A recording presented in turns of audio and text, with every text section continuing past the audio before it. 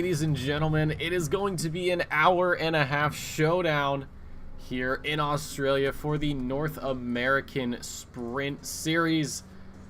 And of course, gotta start it off with our Corkscrew split. Hello everybody, my name is Nick Amo, and I want to welcome you to tonight's broadcast. Now is tradition here in the North American split. It is going to be just me for the start of the broadcast, of course, until the one and only Kevin Parody will join us later on after this race. Jeff Spangler again is out. He is still dealing with some stuff on the home front, so hopefully we see him by the end of the season. Ryan, welcome to the stream. Wonder if they'll have rain and quali in the EU split. They could possibly see it, but EU split definitely put on quite the performance, I must say, during the last broadcast.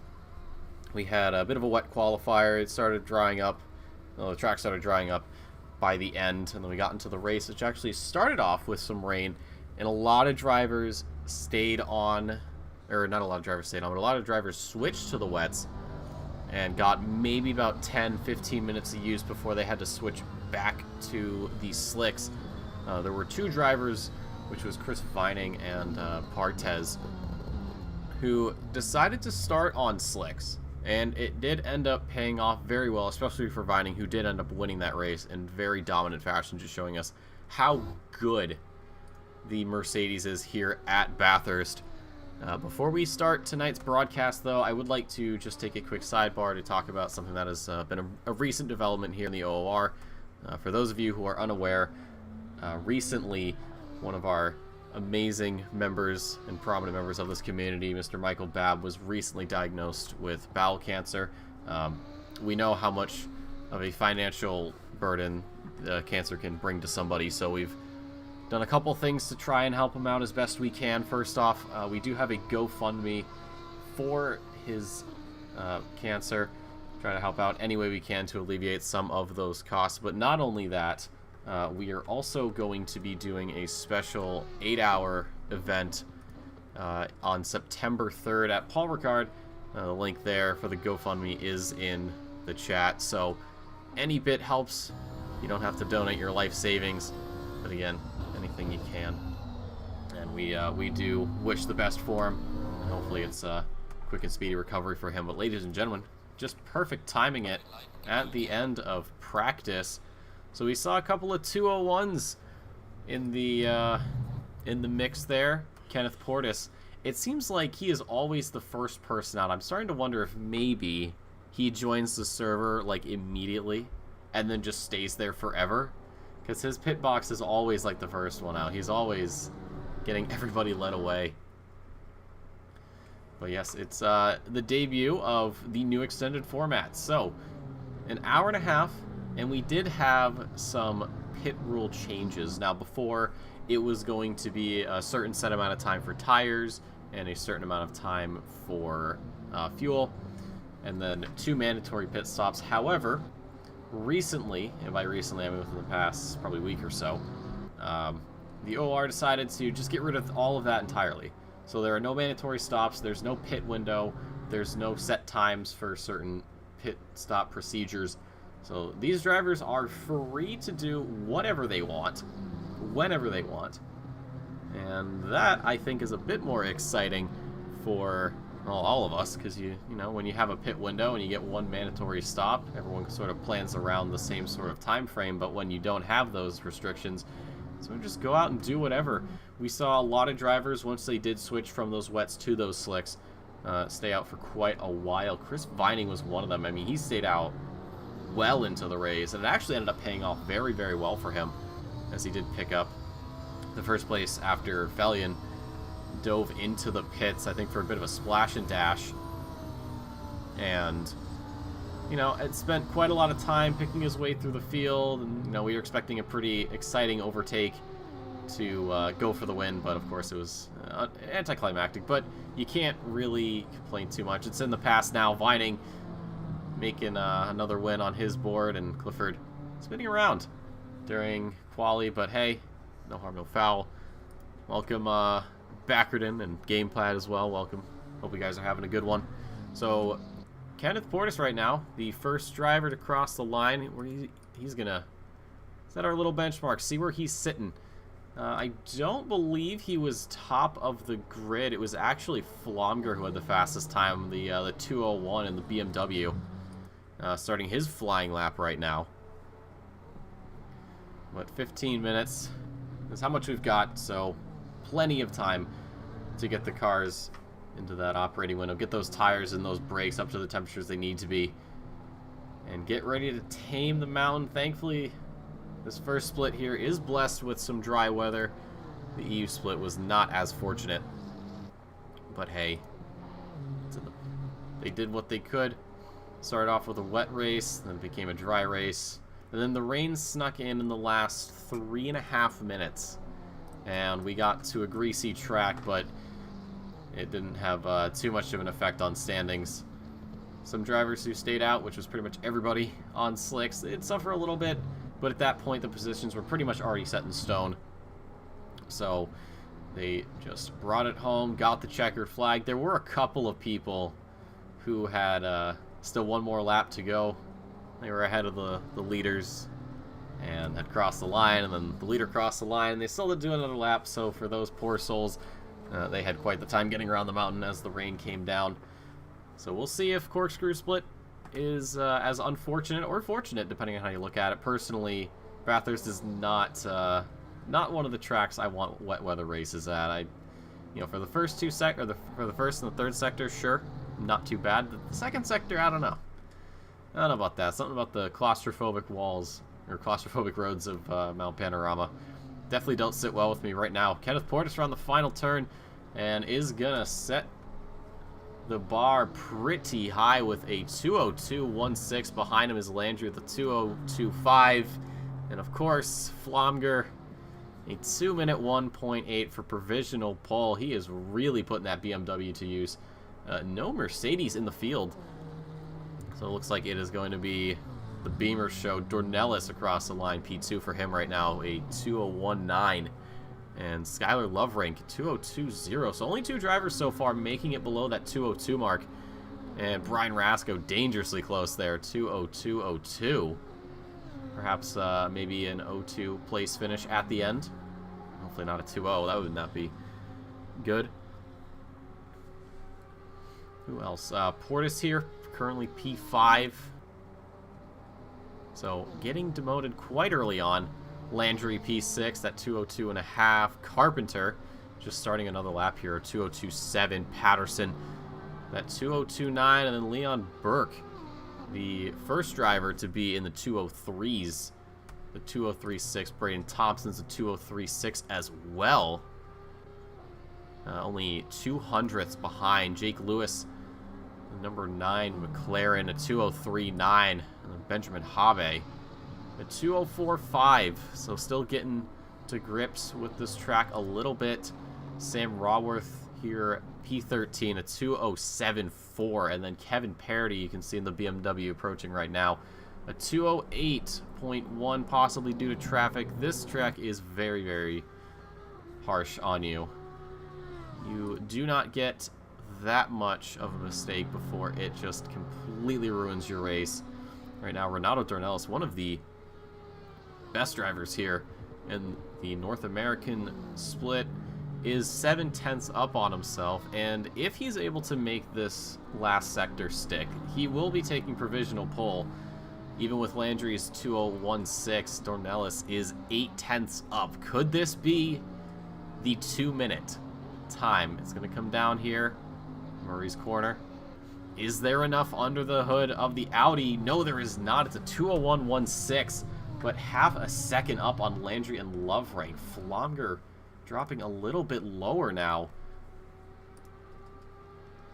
These guys already getting out and swinging. They do not want to waste any time. They want to get out there. They want to get this race underway. They've got an hour and a half ahead of them, and let's be honest, they want to get that over and done with as soon as they can, so that way we can get ready for next week's race at COTA.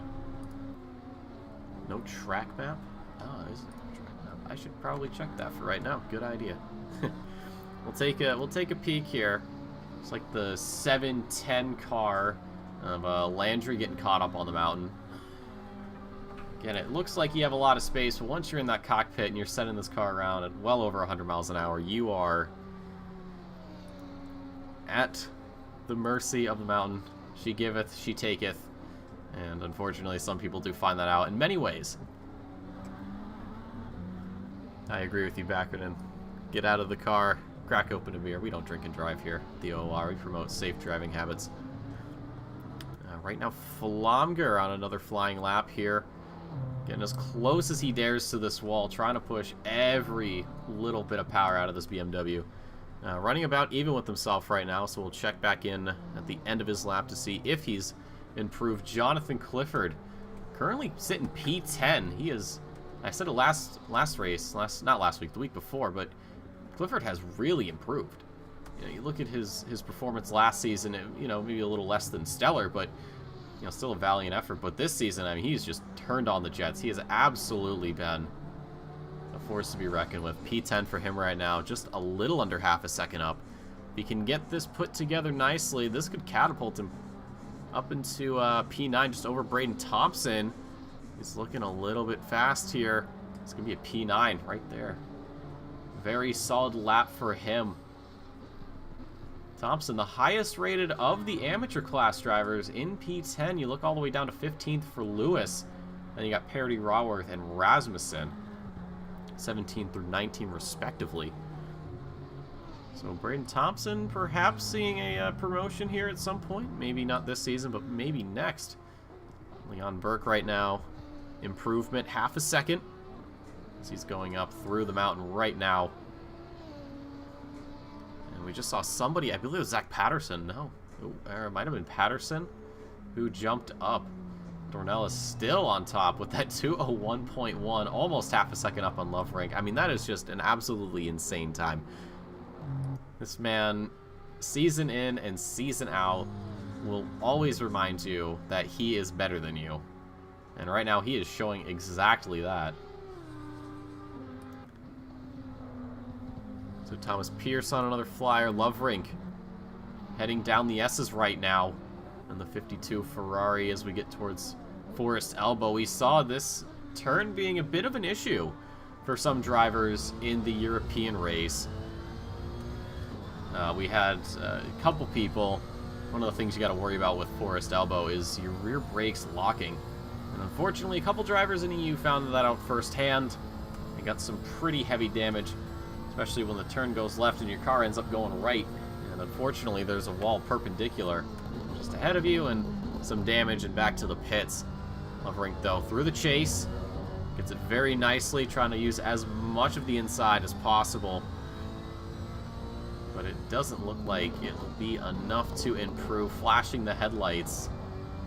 And Frizza up ahead will not improve, just barely slower than their previous best. Carpenter back into the pits again. Kenneth Portis up to P8, so he's moving around a little bit on this grid. 4:10 to go on the clock. Thomas Pierce will keep him front and center right now. He is almost a full second up on his personal best, and if he gets it together, we could potentially be seeing a front row lockout for Audi. So around the final corner, and the question is this lap valid, or did he go off track somewhere? It is 3. He is a 2:01.3. Must have lost a little bit in the last sector. Just under a few hundredths from Flomger. It's still a German front row there, Audi and BMW. And I'm sure Pierce was looking to join Dornelis up top. Cody, welcome to the stream. Glad to have you. How you doing? How was your day, your evening, your afternoon, wherever you may be in the world? Hopefully it's going well. Got a few more drivers out on flying laps. Portis, one of them. 3/10 up right now. It would not be enough to overtake Carpenter, but at least give some breathing room down to Patterson and P10. Jake Lewis, have not given him enough screen time at the moment. Debutant here in the Sprint Series. P16 for him, 3/10 up. This would, I don't believe, would put him, it may put him just above Benjamin Habe for P15. However, if he can just get a little more, ooh, it gets a little bit loose there. That skyline, and there it is. Bang, right into the wall. That is the one thing the mountain will do to you. She will not give you a chance to make a mistake. One wrong move, one slight disturbance in the car, and that's it.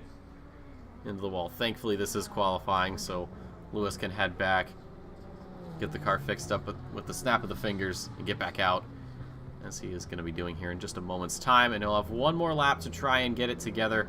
Or maybe he won't, actually. He may not have enough time. Michelle's able to race tonight. Sorry to hear about that, John. How are you doing tonight? Cody, doing good. How about me? Well, I had a bit of a break after the EU stream earlier today, and now I'm back to do it again. Not only for this split, but the next split, so my day has been fantabulous. But it's what I signed up for. Can't be too mad.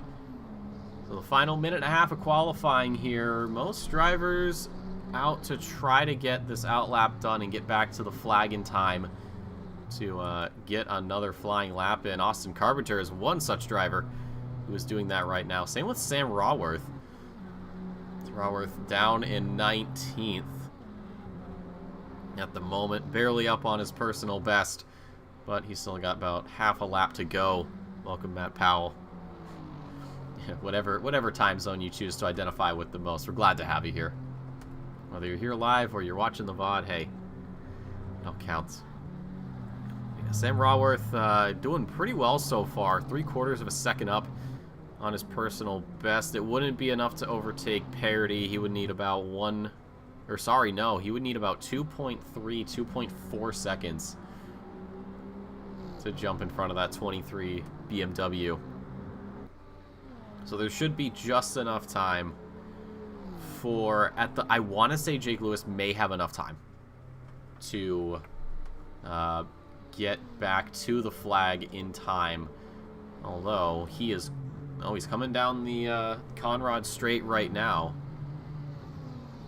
That's good for him. We'll just stick with Sam Raworth. He's actually going to get another crack at this.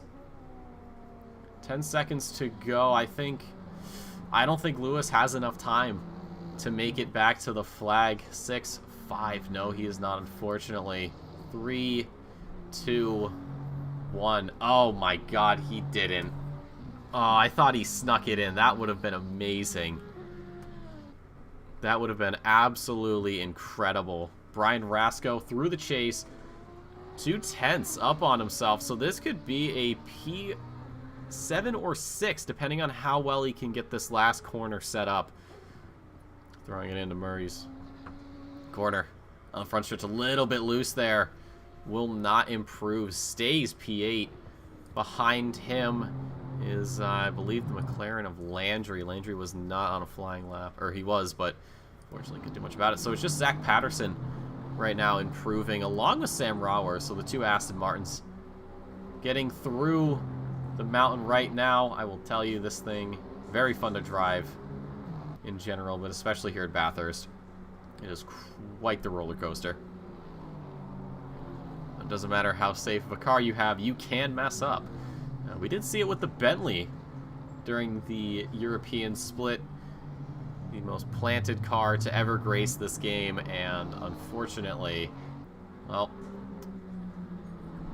brake lock up into this corner right here. And there it is, Sam Raworth making the mistake. He is going to be starting in P18, unfortunately.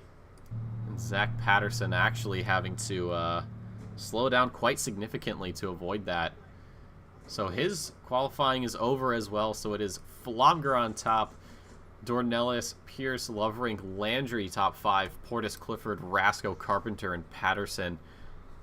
The next 5 down, and then it goes Burke, Dag, Thompson, Frizza, Lewis, Anderson, Parity, Raworth, and Rasmussen.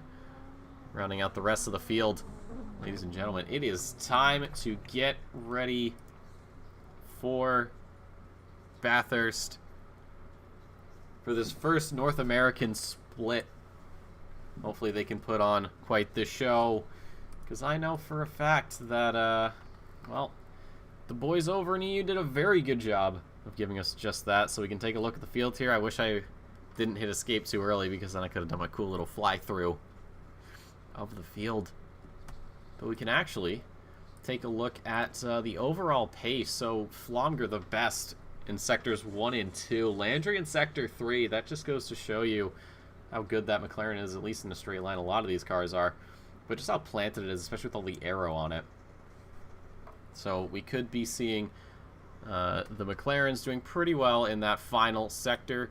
If you're going to be going for overtakes, you're probably going to be doing it on the mountain straight, probably down Conrads, maybe through the chase, maybe into the last corner. I highly doubt we'll be seeing anything going up into the mountain.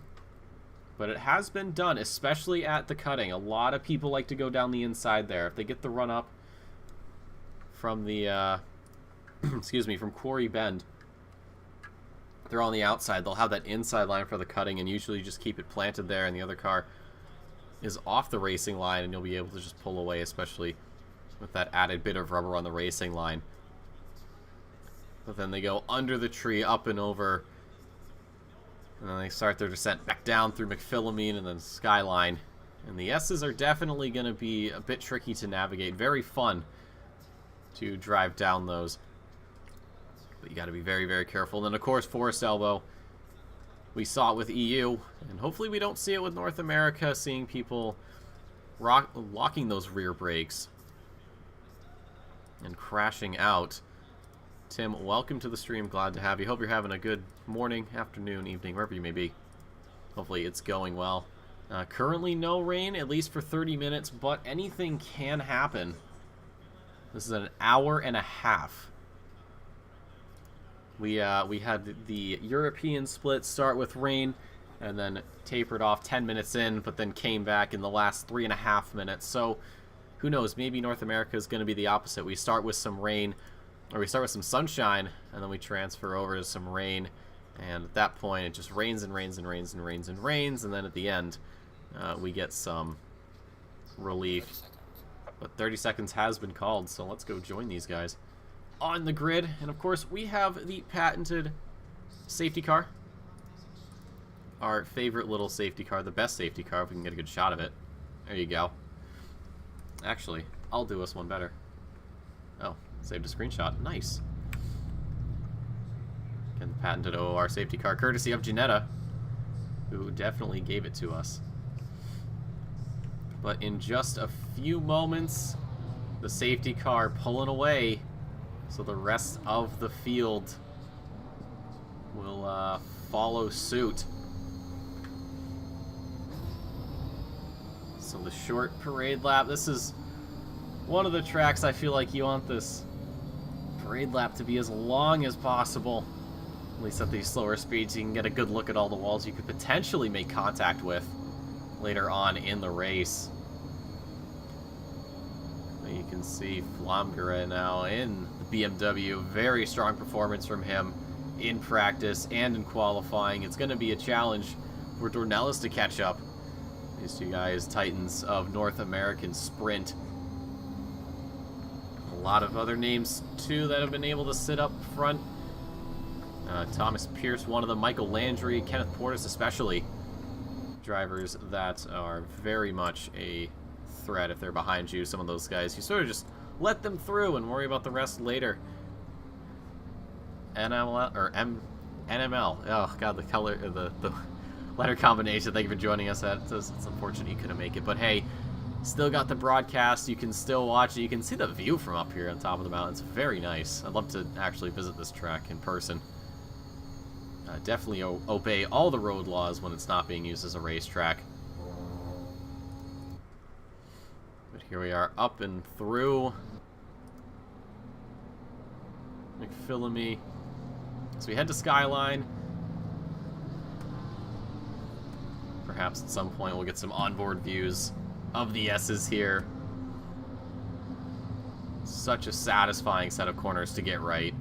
But when you get it wrong, it goes horribly wrong. One wall touch, and physics constitutes that you must go into the other wall, and then another wall, and then another wall, and then you sadly limp to a stop on the side of the road. And then onto Conrad's. A moment of respite from the mountain.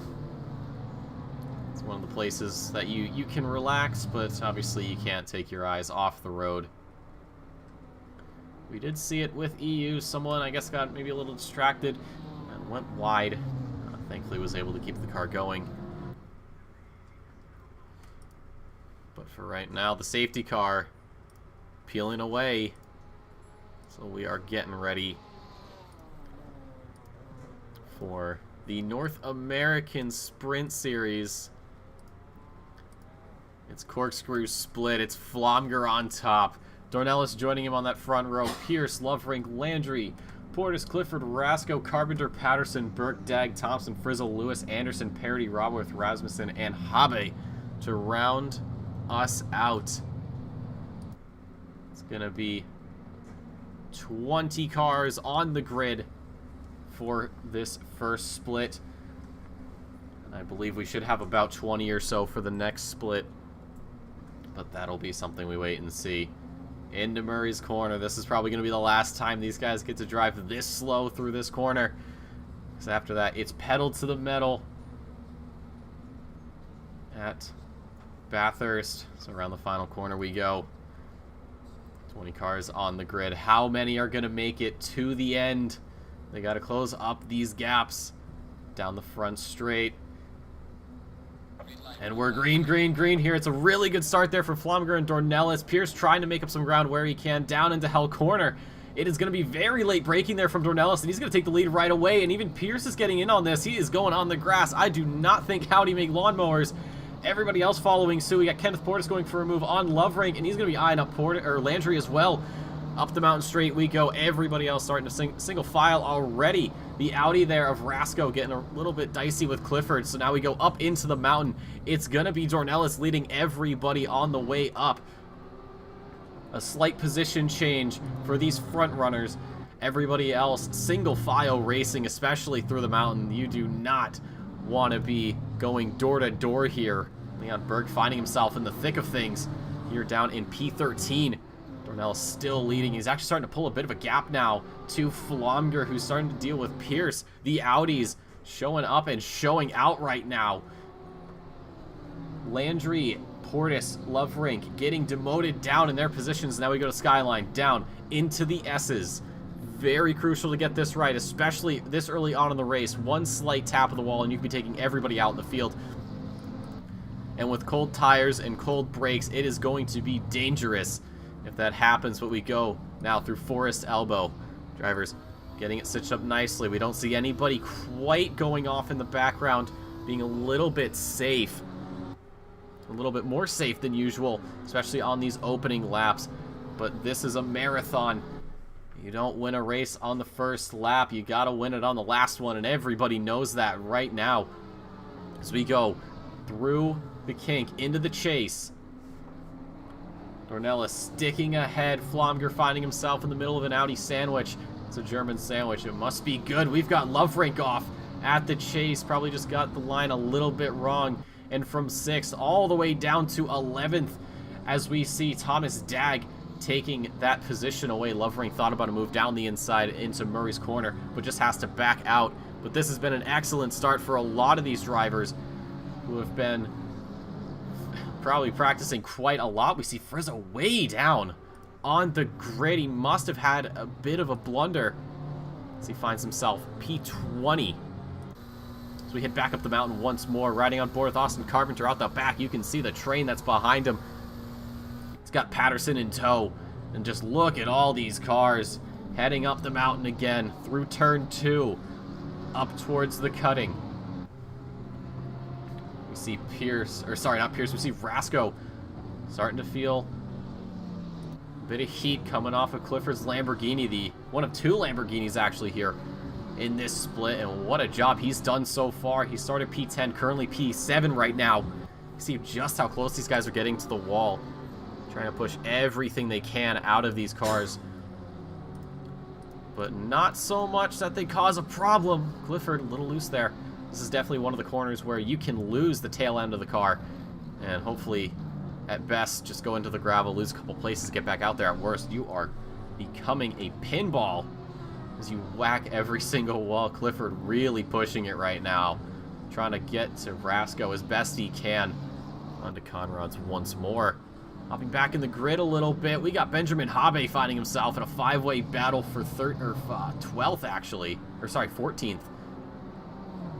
13th, Lewis giving up that P13 to Thompson. In the background, you see Kevin Parody starting to line up a move onto Rasmussen. So we go down this hill. He lifts a little bit, doesn't want to be too close. And through the kink, cuts it a little bit on the inside. You can see Lewis door to door there up ahead with Habe. Not ready to give it up. Habe takes to the grass. and he's going to potentially lose a position down to Anderson. He will. Anderson evasive maneuvers to get around, and Parady's actually going to pick up a position free of charge. Good for him. Back up front, though, it's Flomger still having to deal with Pierce, who's caught up quite well. Last lap for Flomger, a 2:03. Last lap for Pierce, a 2:02. So Flomger's pace from qualifying and practice certainly not carrying over into the race here, and that's giving Dornelis a big chance to keep on going and keep building up that gap. We have Rasmussen and Frizza into the pits, most likely for damages. We're definitely going to keep an eye on this. Austin Carpenter and the 883 McLaren. It's got Patterson right behind him. Still has not been able to shake that Aston Martin, while at the same time trying to chase down Clifford for P7, but Clifford's able to just keep pulling away. A last lap for Clifford, a 2:03.3. Carpenter's a 2:04.1. 8/10 between these two as they go up over the mountain into McPhillamy and towards Skyline once more. We're going to be looking at about a 44, maybe 45 lap race this evening. This is the one track where mental endurance plays just as much of a part as physical endurance. You got to be keeping your attention. You can't snap out of it, especially in Sector 2. That is the last place you want to lose focus. One wrong move, off the walls, into the pits, your race pretty much over and done with. But things starting to settle down.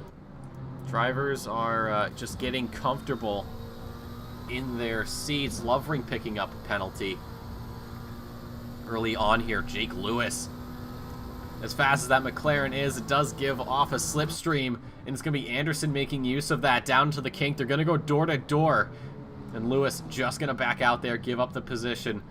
He knows that there is still plenty of time to make something happen, but I think he's already back at it. So he gets a much better line through the chase.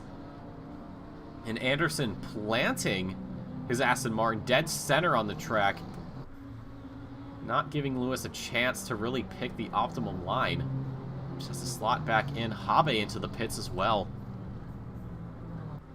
So the battle for P14 definitely starting to heat up a little bit. At the moment, Flomger's pulled out a bit of a gap. He was about 3/10, maybe 2/10 behind, or in front of Pierce, but it's grown to about 6/10. So that's very good news for him. Kenneth Portis up into P5. Brian Rasco trying to chase him down.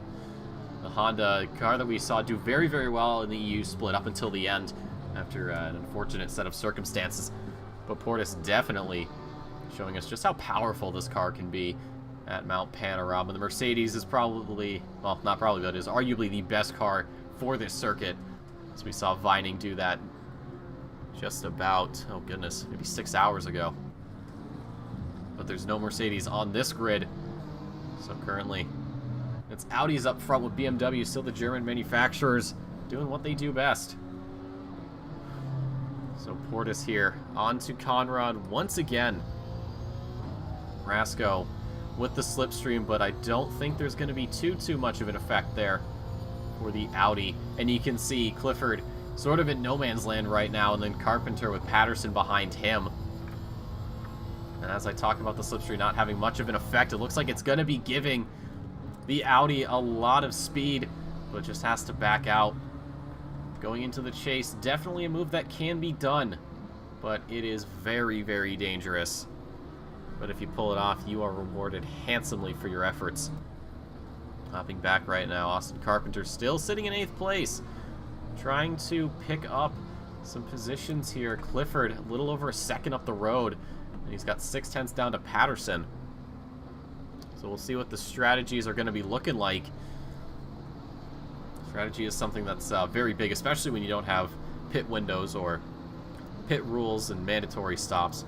A lot of drivers will sort of pit at about the same time, but with this sort of free-for-all to do what you want, you are going to be seeing people out for quite a long time, trying to get as much out of the tires as they can. Some may have a couple of stops, maybe a bit of splash and dash here and there towards the end, just something to get these cars across the line. We do have a... Oh, looks like we had we lost Rasmussen Oh, we did lose Rasmussen, unfortunately, so let's roll this back. So this is up over into McPhillamy. This is a part of the track. Yep, there it is. Onto the curb. It's very, very easy to go a little too inside there. I've done it myself. Thankfully, I did a little 720 as I skidded down towards Skyline and kept going. Unfortunately, Rasmussen was not so fortunate. In my case, I just tapped the wall, but in his case, he just got up and onto the curb. It doesn't seem like the tallest curb until you go over it. Your car gets unsettled, and now you're full lock to the right and finding yourself going towards the wall. So early on, unfortunate happenings for the number 47 driver. I do have to agree. That was a great color combination. Right now, Portis again with that Audi in his rear view. Buzz Lightyear behind the wheel of possibly both of these cars, come to think of it. With the green and purple, a staple color combination of the 90s. And one that I kind of miss, if I'm being honest. It looked good. Got to hop back up front. Dornelis looks like he's possibly losing a little time. His last lap was a 2-minute 2.7. Flomgers was a 2-minute 2.2, along with Pierce. You got to go to the 100th place to find differences between 2 and 3, and it's 200ths for them. Up into the mountain we go once more. 5 laps down, just about 40 to go, if everything goes the way it has been. So it seems Flomger and Pierce, we talk about that yo-yo effect when it comes to these drivers. Gain time here, but lose it again somewhere else. And this is possibly where we'll see the most of it. Maybe if they know some yo-yo tricks, they'll put on a bit of a battle later on in the race. But nobody's really going to be going for moves. Panorama, the place where it becomes a war of attrition more than anything. That's how you gain those positions for the most part when you're here. Just wait for other drivers to make mistakes. Pick up the pieces and keep going. You might have a few overtakes, sure, but at the end of the day, it's better to just wait for everyone else to make your life easier. Dornelis starting to pull away quite a lot now. A little over 1.6, 1.7. Flomger is not really giving Pierce that much of a tow. He is not close enough. The gap you need is about 7/10, and he's looking at about a second right now, down to the Audi behind. So he's going to be looking to open this gap up as much as he can. That way, maybe Pierce falls back into the waiting arms of Landry, although it's about 5 seconds up the road for the Canadian. So he has a lot of work to do as this race carries on. Portis starting to open up that gap. Actually opens it up a lot down to Rasco over the course of this last lap. A 2-minute 3.0 for the number 84, and then a 2:03.7 for Rasco. So probably had a major error to lose that much time on a previous lap. So just check around a little bit. Leonberg P11 with Loverank with the 5 second, but when she goes to pit, that 5 seconds will get added on. Like we always say, better to get a penalty before your pit stop than after it. We did see it with EU, and someone ended up losing their place by 1/10 of a second at the end just because of that penalty. But there's still plenty of time for things to happen. The sun's still shining here down in Australia. Cool, 22 Celsius in the air, 29 on track.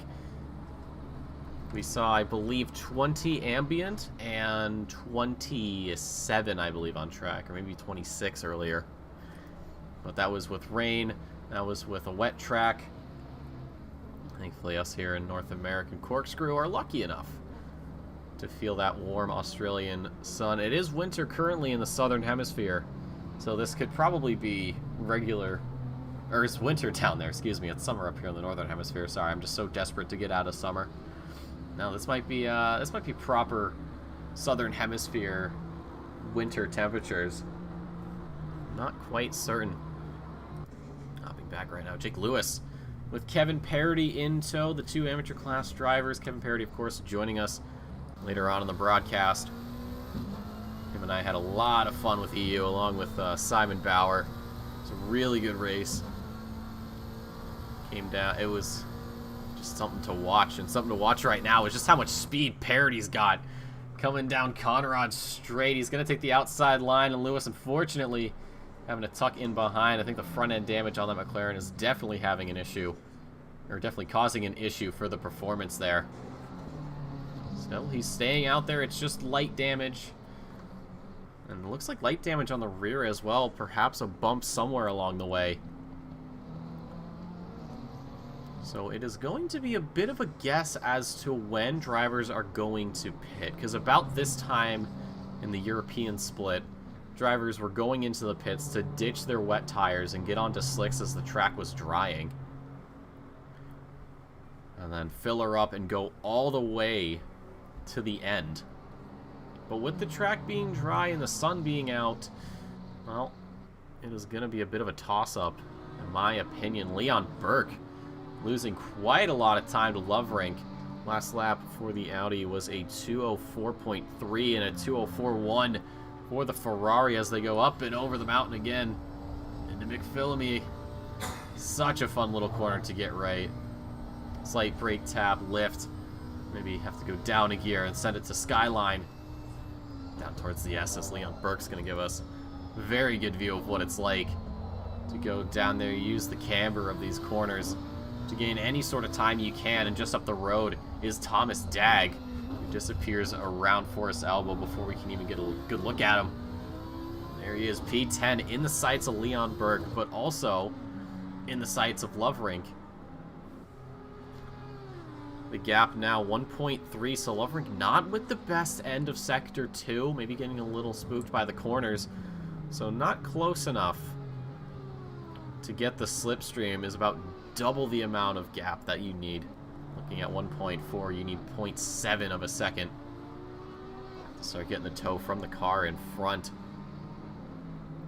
Speaking of in front, the little battle pack here starting to form up. Last lap for Dornelis was a 2:02.3, Flomgers was a 2:02.4, and a 2:02.6 for Pierce. And then the gap down to Landry. Despite Landry having the same lap time as Pierce, he is well over 5 seconds back. I mean, this is quite a statement from these three, that they are able to just get out there, get off the line, and keep going. Just build that gap little by little. You don't have to pull out 1 or 2 seconds every lap, but just a couple of tenths here and there. And before you know it, you're coming up on back markers.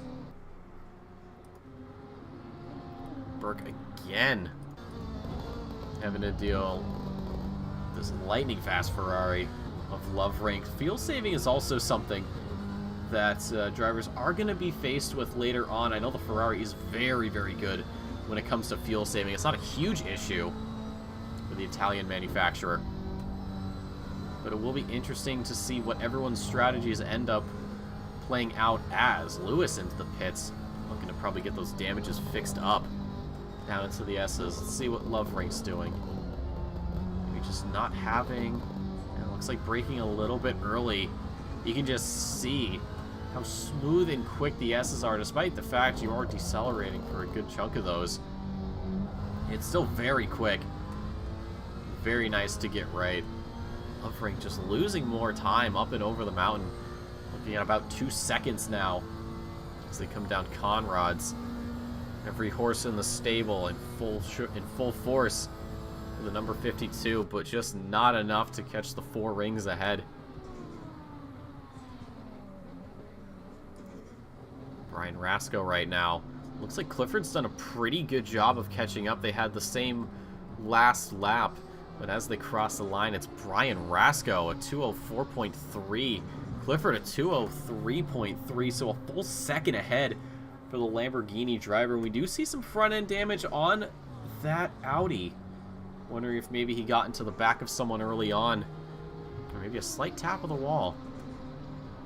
But for right now, holding station in P6. And Clifford is not gonna let that slide. Damage on the left side too. So yeah, Rasco must have had a bit of a run-in with the wall at some point. Hopefully just going a little too close and not losing control. Trying everything he can right now to pull away, but it just doesn't seem to be happening. Clifford very much in the battle here for P6 and maybe even P5 if Portis somehow slows down. Portis' last lap at 2:03.4. So Clifford just about matching that. But he's got to get around this Audi before he can even think about catching up to the Honda. Down through the S's. Out the back of Rasco's car. As we head down towards Forest Elbow. This is a spot where your rear brakes can lock up. And once they do, there's pretty much no stopping you. That wall is a lot closer than you think it is. You're going to have some major front-end damage onto Conrad's right now. 7/10 is the gap. Is Clifford going to get just enough of the toe? He is. He's starting to pull in a lot closer now as they go down through the kink up towards the chase. Is Clifford going to go for a move? No, he is going to back out.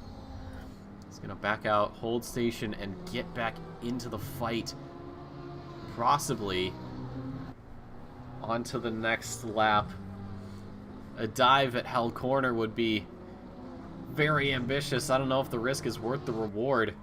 You see Rasco already pulling to the middle of the circuit, just trying to say, hey man, I'm going to defend. I'm not going to give you a clear indication of where exactly I'm going. Clifford has absolutely no problem with that and stays behind Thomas Dagg in P10 in a very sleekly designed Audi on his own right now. Not really close enough for a tow from Patterson and not really close enough to Burke to give him a tow.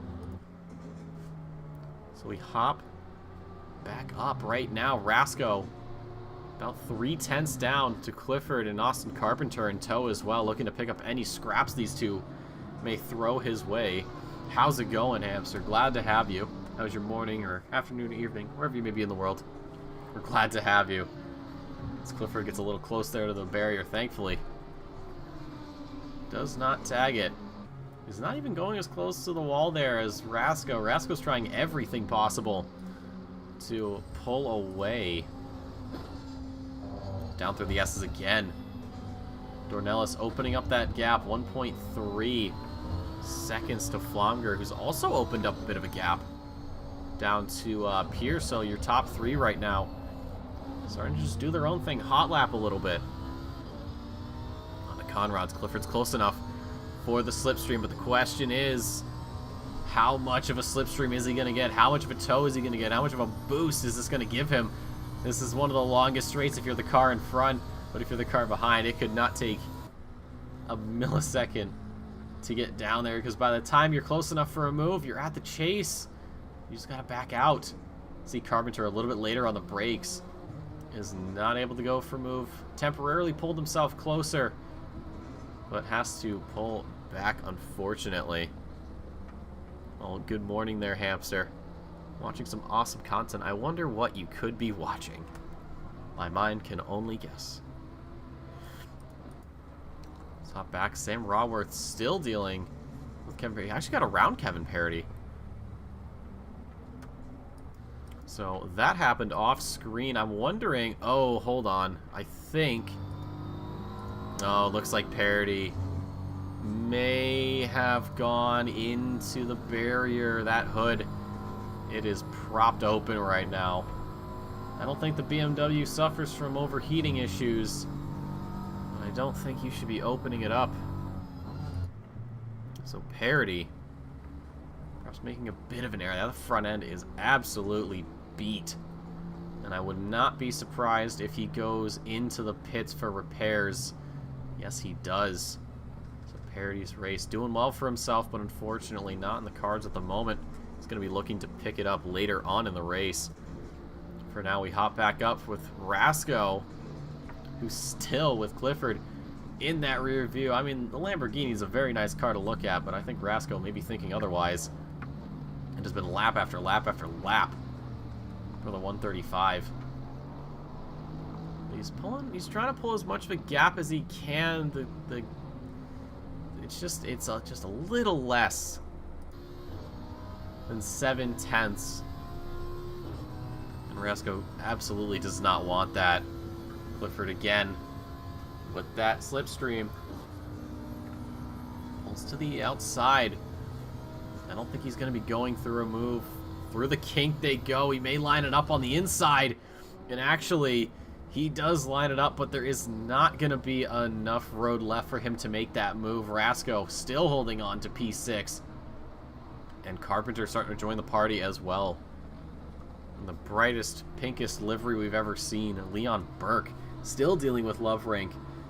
Even though it's a half-second gap, that 5 seconds isn't really going to be much of a penalty, especially because these drivers yet to pit. Parity is the only driver in the pits right now getting that BMW all sorted out. Just checking up with Dornelis. He's been able to, looks like he's struggling to open up that gap. He was about 1.5 seconds by the end of the previous lap, but it's gone down to about 1 second. As I say that, it starts climbing well into 1.6, so he is pulling away from Flomger as best he can, and Pierce is actually falling way off the pace. He is almost 4 entire seconds off of Flomger. We head back to this battle for P number 6, excuse me. It's Rasco remaining ahead. The Lamborghini. Carpenter pulling in a lot closer now. Just little by little with these laps, you can get the overtakes done. Rasco's last lap was a 2:04.61 and then a 2:04.63 for Clifford. Losing a bit of time, have to be a little bit harder on the brakes there into the chase. So losing time, and then Carpenter's was 2:04.2. So these drivers definitely close enough to each other to make things interesting as this race progresses. Dornelis still trying to open up a gap. Burke as well starting to open up a bit of a gap right now to the Ferrari as they head on the Conrads. But with that slight slipstream, it may not be possible. Chris Frizza with Jake Lewis, and they touched there. Is that the back marker? Could that possibly be? That wasn't Jake Lewis. That was Landry. So Frizza and Landry coming together. Maybe a bit of a miscommunication there. Landry definitely not going to be too happy about that. He's already 7. He's starting to fall, actually. And the time behind a Pierce, it's just climbing and climbing and climbing. Brian Rasco into the pits here. About an hour left in the race. So looking to go for the undercut. That's going to promote Clifford up into P6 for the time being. But he still has to pit. And we'll see what can happen later on in the race. But with Frizza and Landry, that was very, very strange. It looked like Frizza tried to maybe move over one way and then back the other, and perhaps Landry wasn't really expecting it. Thankfully, no substantial damage to the to this McLaren here. But definitely not what you want if you've been trying to chase down the front runners. As we look out the back here again, Leon Burke has not been able to shake this Ferrari lap after lap after lap. Burke's last lap was a 2:03.8 and then a 2:04.2 for Lovering, so maybe Lovering losing a little bit of time now as this race continues to progress. Down the S's they go. Slightly different breakpoints for these two. It's very minor, but has a huge impact later on. As we go into Forest Elbow, careful not to lock those brakes up. It can be very easy to do. Down Conrads we go. Once more, the camera's struggling to keep up as I change them at the worst possible times, it seems like. Love Frank just a little over a second behind, not able to get the toe. And then in front we see Thomas Dagg. Dagg's last lap was 2:10 slower than Burke's. So Burke definitely going to be using his fellow Audi driver to his advantage, possibly overtake and then use him as a bit of a buffer. Down to Love Rink, we see Landry into the pits for what happened earlier. So maybe a little bit of damage control here. Fresh tires. Get some fuel in the tank of that McLaren. And get back out there. Back on the hunt for positions. Jonathan Clifford starting to open up a gap again to Carpenter as they actually start coming up on lap traffic here. You see Frizza, and I believe that's Thompson behind.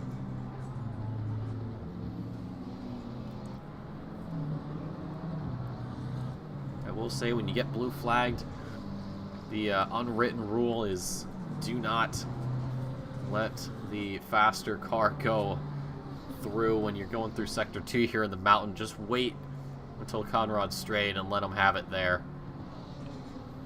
Because this is the last place you need a miscommunication with drivers. If you can end one driver's race, you could probably end up, well, canceling several other drivers depending on when it happens and how it happens. So Clifford right now, it's actually Parody, I believe. He is up behind. As we go down. Conrad straight, there it is, to the side. Goes Thompson, excuse me. And up and through is the Lamborghini. But of course, you got another car behind. It's Carpenter flashing the headlights and getting let through. So this is where you want to be letting people through this entirety of Sector 3 and the start of Sector 1. Good evening to you, Mr. Briscoe. Glad you could join us here for tonight's broadcast.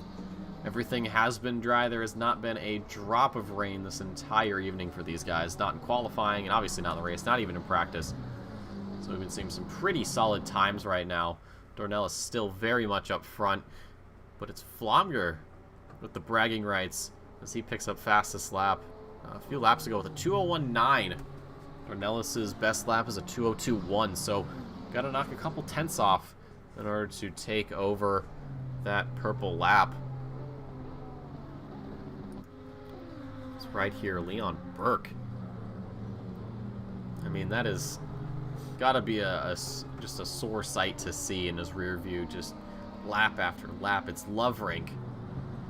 And just up ahead, Dag is unfortunately in the crosshairs. Maybe not 100% focus of the crosshairs, but definitely something that has to be worried about. We're right on board here with Loverink, P10 right now, up under the banner into the trees. Actually lifting a little bit. So perhaps had a little too much speed compared to Burke and just had to back out. Burke actually lifting quite a lot there right before Philomene, so that'll give Loverink a chance to catch up. At Skyline. Yeah, Loverink just maybe not confident. Skyline maybe forgetting the break point. Trying to catch up through the S's. Ooh, slight lockup there. For the Ferrari, just barely heard it. Thankfully not going into the wall. We continue once more down the backstretch. Time to relax. Time to take a moment to breathe. You've made it through the scariest part of this circuit. You might as well keep on going. Jonathan Clifford having to get around Frizza. So we lost a little bit of time down to Carpenter. But Frizza is also going to have to let Carpenter through. If not on the mains, on this start-finish straight, most likely on the run up to the mountain.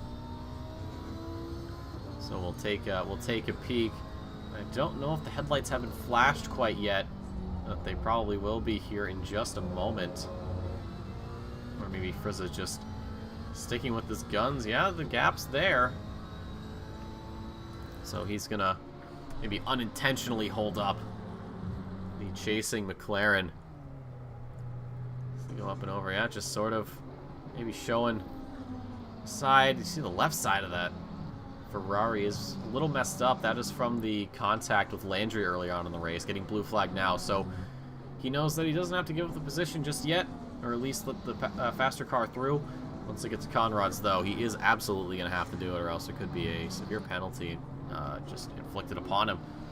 Yeah, Burke still cannot get rid of that Ferrari. The last lap for Burke. a 2:04.2. And then Loverink at 2:04.1. And Dag with a 2:04.4. So currently Loverink's pace is faster than both of these two Audis, but just cannot find an opening. Struggling quite a lot right now. Into Skyline, down to the S's. It's right, then it's left. Another right, another left, another right. You get a little bit of a straight to work with, and then a left, and then a right, and then it's the left of Forest Elbow. These drivers making it look easy. So down again. So it looks like coming off the mountain, Burke is actually gaining most of the time from Skyline down to Forest Elbow. Because Loverink perhaps not putting enough practice in there. And unfortunately, just falling behind. Carpenter finally getting around Frizza. So they go down the back straight. Simple little lift off for Frizza. Pull to one side, let the faster car through, get back on the line, and get back out there. So Carpenter now has to do all this work of catching up to Clifford again. And hopefully pick up a P5 by race end. Dornelis still way, way up front. Just been lapping like it's nothing. Flomger's still behind. A 2:04 or 2:02.4 for both of these drivers. In fact, they are 3 thousandths away from each other on last lap time. It's a 4.50 for Dornelis and a 4.47 in those last three digits. For Flomger, down the S as they go again. Leon Burke has actually lost a bit more time now, but he knows he's going to pick it back up through the mountain.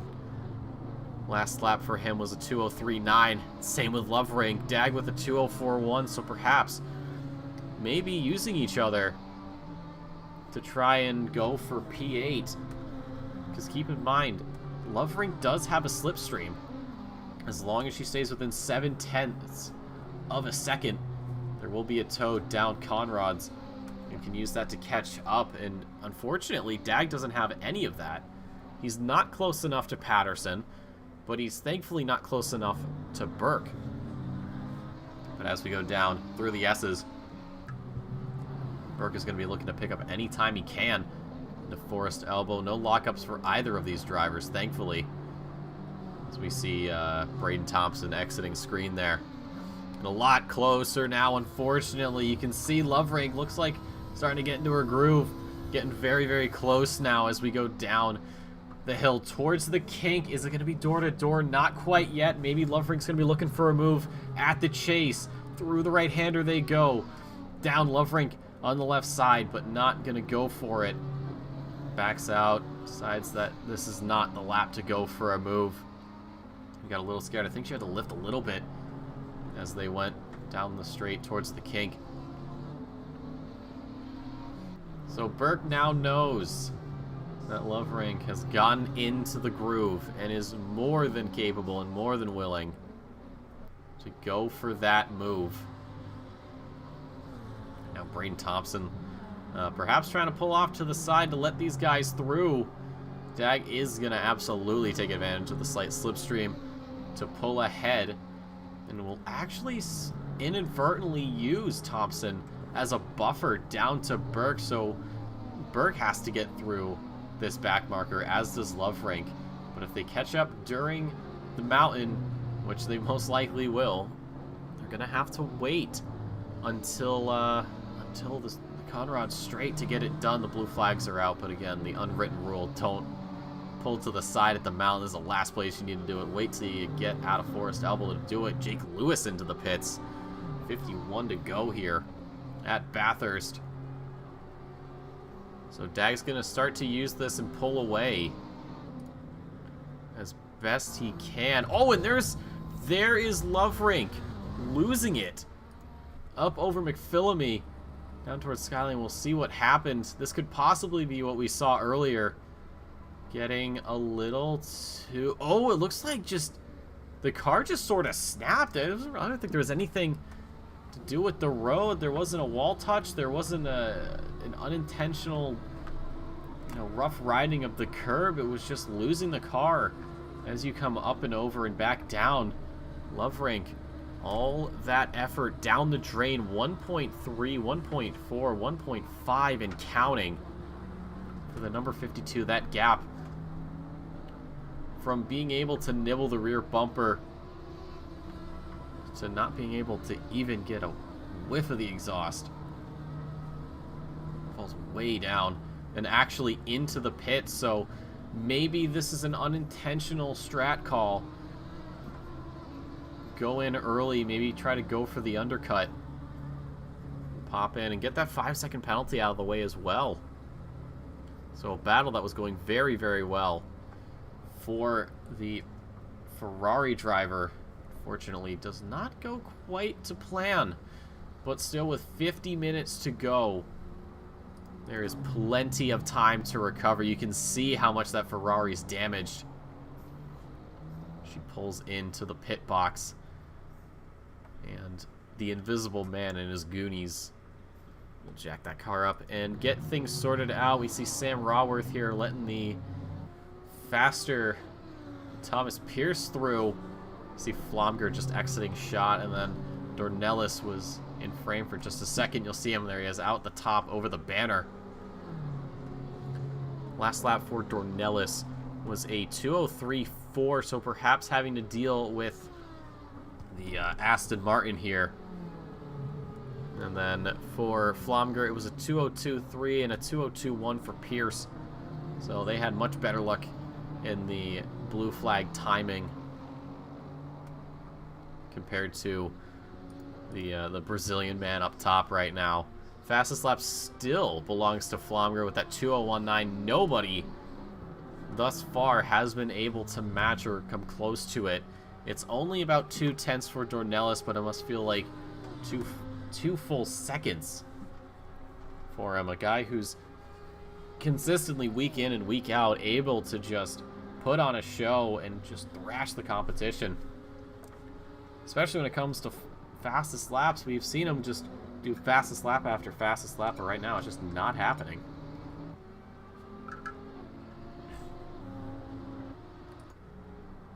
So we check back into the pits goes Dag, so that'll promote Burke up another position. So he gives a bit of a tow there to Braden Thompson. Obviously, it's not going to be an issue if Thompson somehow gets around him. He's a back marker after all, but he gets Dag into the pits. So maybe Dag saw Burke's pace and wants to undercut him as well. Loverink back out on track. We'll see if, yeah, that Ferrari all fixed up, no scratches, no dents. Imagine if they had that in real life. What would repair costs even be? Anderson going into the pits.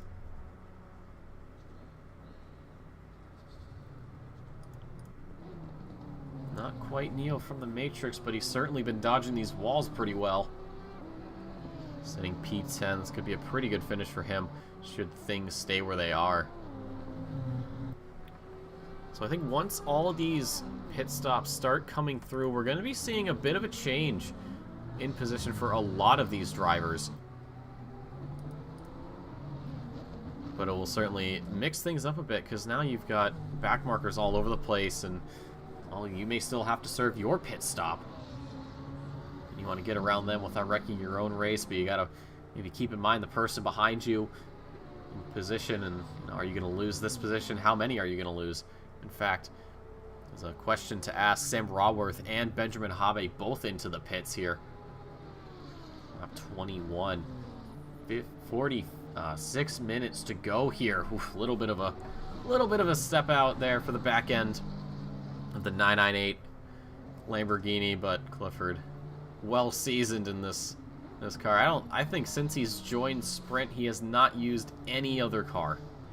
He has only used the Lamborghini. He has stuck with it, and it has certainly been very rewarding for him this season, with some very impressive finishes, getting promoted from that amateur class all the way up to Pro-Am. And I could possibly see him going pro, because if you look right now, he is in the top 5. The other 4 drivers are pro-rated, and he's actually leading from 2 other pro-rated drivers. So I would not be surprised if at some point either this season or next he does get promoted, because absolutely deserves it. there's ever someone to write a letter of recommendation, Jonathan, I have got you covered. You've impressed me, you've impressed everybody here in the OOR, and absolutely should be keeping it up. Thomas Dag here, back out on track, having to let the faster Dornelis through. He's getting blue flagged. He is giving a bit of a tow to the Brazilian as they go up and over the hill. He is not letting up. Ooh, this could get very, very scary here. Thankfully, though, lifts enough. Dornelis able to go through. No problems at all. Perhaps maybe a little bit of Audi Brotherhood to tow your leader along. Try to give him more of a gap. Flomger now has to get around this back marker. Same with Pierce, who actually goes into the pit, so perhaps an undercut on to Flomger. And maybe even Dornelis. We don't know when these drivers are going to pit. Like I said earlier, this is the thing with these, I would say, pit rule-less races, is everybody starts throwing up all these crazy pit stops, and you never know when people are going to do it. Normally there's a pretty consistent time that everybody heads into the pits when it comes to these pit windows, or just in general with a track. But with this, in an hour-and-a-half race, which most drivers are not doing in any capacity, the most common lengthy race that drivers are going to be doing is on the in-game competitive servers, which host hour-long races with a mandatory pit stop. But even in the Sprint Series here, with an hour-long race and that mandatory pit stop, drivers will pit around the same time. Even if the manufacturers are different. Clifford into the pits for his stop. So we'll see where he comes out. Went in at P6. Currently falling down to P8. And P9 Landry is way, way back. So Clifford will have pretty much nothing to worry about other than maybe a couple of back markers. Check the track map. We got the 339 Aston Martin of Sam Raworth heading on through, and it looks as though the 34 of, I believe, if my numbers are not mistaken, that is Benjamin Habe in the other Lamborghini. Not the evening for the number 34 in the slightest. Already 3 laps down after an earlier incident. Chris Frizza looks to be letting some lap traffic through. Okay, well, you know what? That short straight up to Skyline, you can argue. It's a nice place to overtake. You can tuck in way on the left side and let people through. Frizza doing that. Perhaps the BMW behind was a little too quick for his liking. Right now, it's Flomger into the pit, so Dornelis staying out. So we got to keep eyes on Portis, who will be possibly inheriting this position. He will. He does not go into the pits. So Portis, for the time being, up into P3.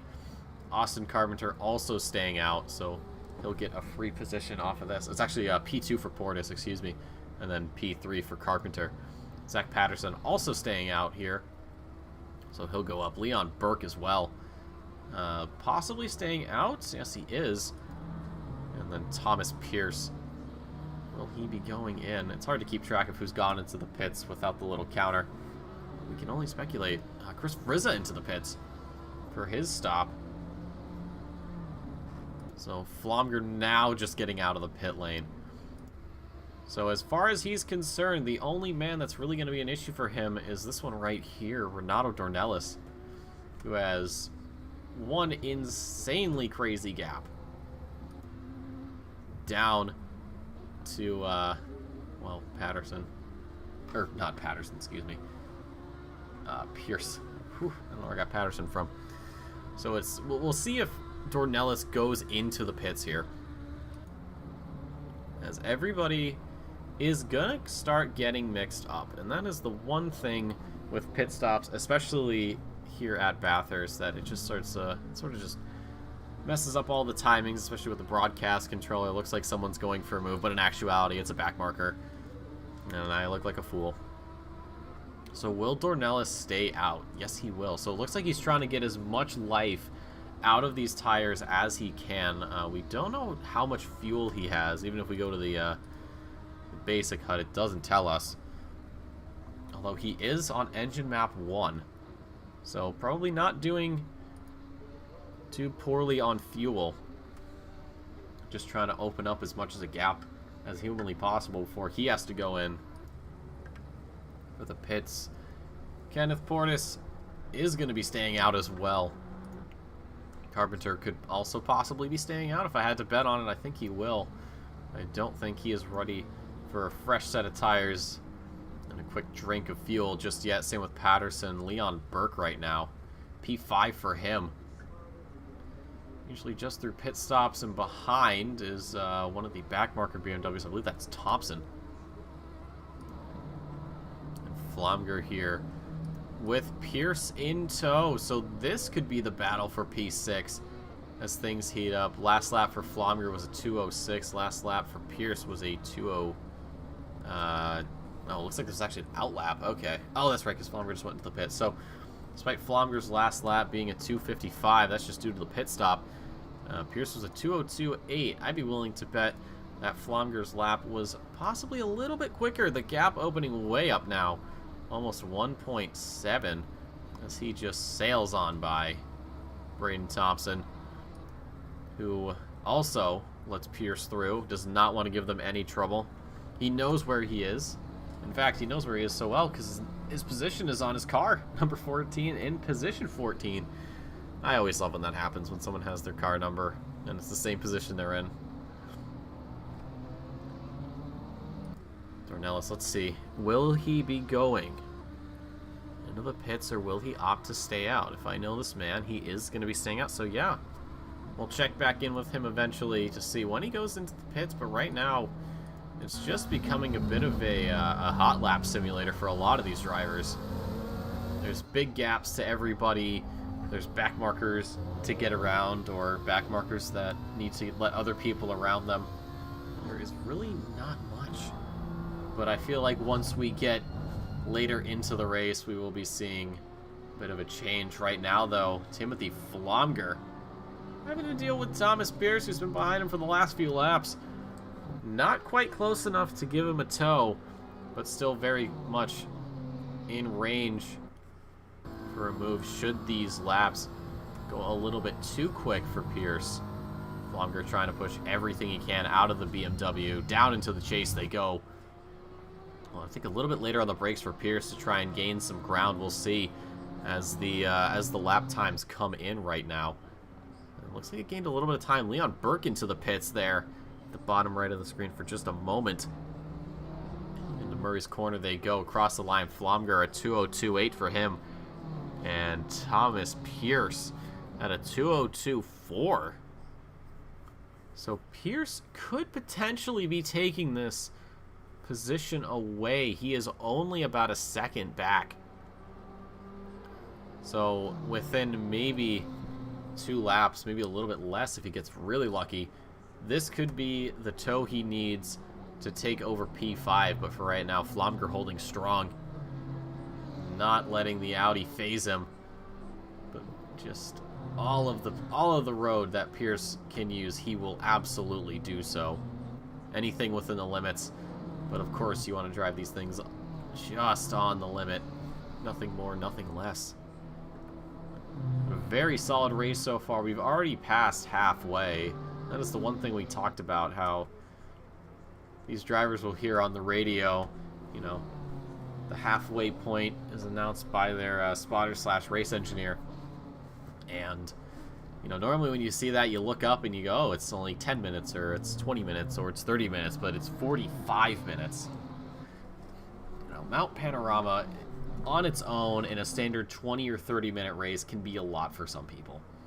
Especially up through Sector 2, how much of an issue that can be, and if you make a mistake and there's other people behind you, you could ruin their races. Heck, you could end up ruining your own race, or someone else could ruin your race. And especially over the course of an hour and a half, I mean, it is just a lot to deal with. But these guys have had 2 weeks to prepare, so there is really no reason for them to say they didn't get the practice. Dornelis, Portis, and Carpenter all into the pits.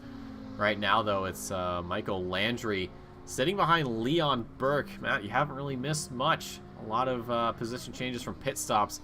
It's the front three going. In fact, Ronaldo Dornelis is back out there. Portis and Carpenter still have to get those pit stops out of the way. 35.5 to go here. This is the battle for P8. It's Burke and Landry as they go down Conrads again. Little over a second here for Burke, so not close enough to give Landry a tow, but this is the McLaren we're talking about. This is one of the fastest cars in the game. And you can bet your bottom dollar that Landry is going to use every little bit of power to pull back in, but Burke just apparently a little too quick for him. He pulls back in. We've got Carpenter just coming out of the pits now. So this will put him behind Clifford. So Clifford actually, maybe unintentionally, timed that very, very well for a free P6. However, on older rubber, he's got a lot of work to do. 35 minutes left here for this North American Corkscrew split. Right now, Leon Burke leads Michael Landry up the mountain here as we get ready for turn 2. He's close enough to be giving him the tow, but I doubt Landry's going to go for a move. It'll be an almighty dive bomb down to turn 2. He is absolutely not even going to attempt that. That is not something you really do. They head into the cutting again. You can see just how close Landry is. Perhaps trying to spook Burke into a bit of a mistake, or maybe just holding his position, knowing that he can get him out of Forest Elbow, especially with that slipstream. Up and over. Heading to McPhillamy, and before we head to Skyline and the S's, it's Burke still holding on to that P8. Down the hill we go. Right on board here with Michael Landry. So go down the S's. Very fun, very flowing section of this track. You can hear this McLaren engine trying to get everything he can. It's like trying to get a tighter line here. Back on. Oh, I think he mistimed that. I think he made a bit early on that gear shift. And Leon Burke just pulling away. Maybe Landry getting a little too ambitious. And it will cost him a little bit of time here. Now Conrad's through the kink towards the chase. Both of these drivers going to set it up nicely. Landry going to be using the advantageous brakes here of the McLaren to pull in a little bit closer. But all that work he did has just been thrown away. Still got plenty of time to try and make it work. Ooh, does not get Murray's corner too well. So more time being lost here. Just little mistakes add up. And just up ahead, we do see exiting shot now. Kevin Parody. A back marker. These two will have to unfortunately navigate. And Brian Rasco, even though he's a little bit behind, he sees these two. He knows they've been fighting. He knows he can go for the move. Last lap for Burke was a 2:03.9, a 2:04.0 for Landry, and a 2:03.5 for Rasco. These three could be doing battle here soon enough. See Landry, every little space possible for him to use, he will use it. Up and over the top we go. Through Salmon and up towards McPhillamy. Once again, slightly different lines. And that's Skyline. Down the S's once more. Landry, everything he can to catch up. But it seems like Burke has his number. And he knows where he can pick up time. And he's going to use it to his advantage. That Audi doing very, very well. And I believe that's the new Audi that was added very recently. One that fixes quite a lot of those, quote, Audi tings that I'm not familiar with. Although I'm sure my friend Ryan Garrity would be more than willing to tell you about all the ways the Audi tings affect him. Back up front here, Patterson has overtaken the lead from Dornelis, but this is more of a smoke and mirrors lead. He still has to pit. Dornelis, the gap down to Flomger is just about 2.5. And then Flomger with Pierce in tow. 2.5. Not close enough, though. Dornelis' last lap was a 2:02.2. Flomger with a 2:02.5, and then Pierce with a 2:02.0. So Pierce could be lining up a move here in due time on the BMW. We're going to just check up again with Patterson very, very quickly. So he heads down Conrad's again, 28th time for him. And we'll see if he goes into the pits, perhaps trying to stay out as long as humanly possible. We'll check his HUD real quick. Still on engine map 1. So fuel, probably not a huge issue for him. And I believe a lot of these drivers are going to stick on fuel lap 1, or engine map 1.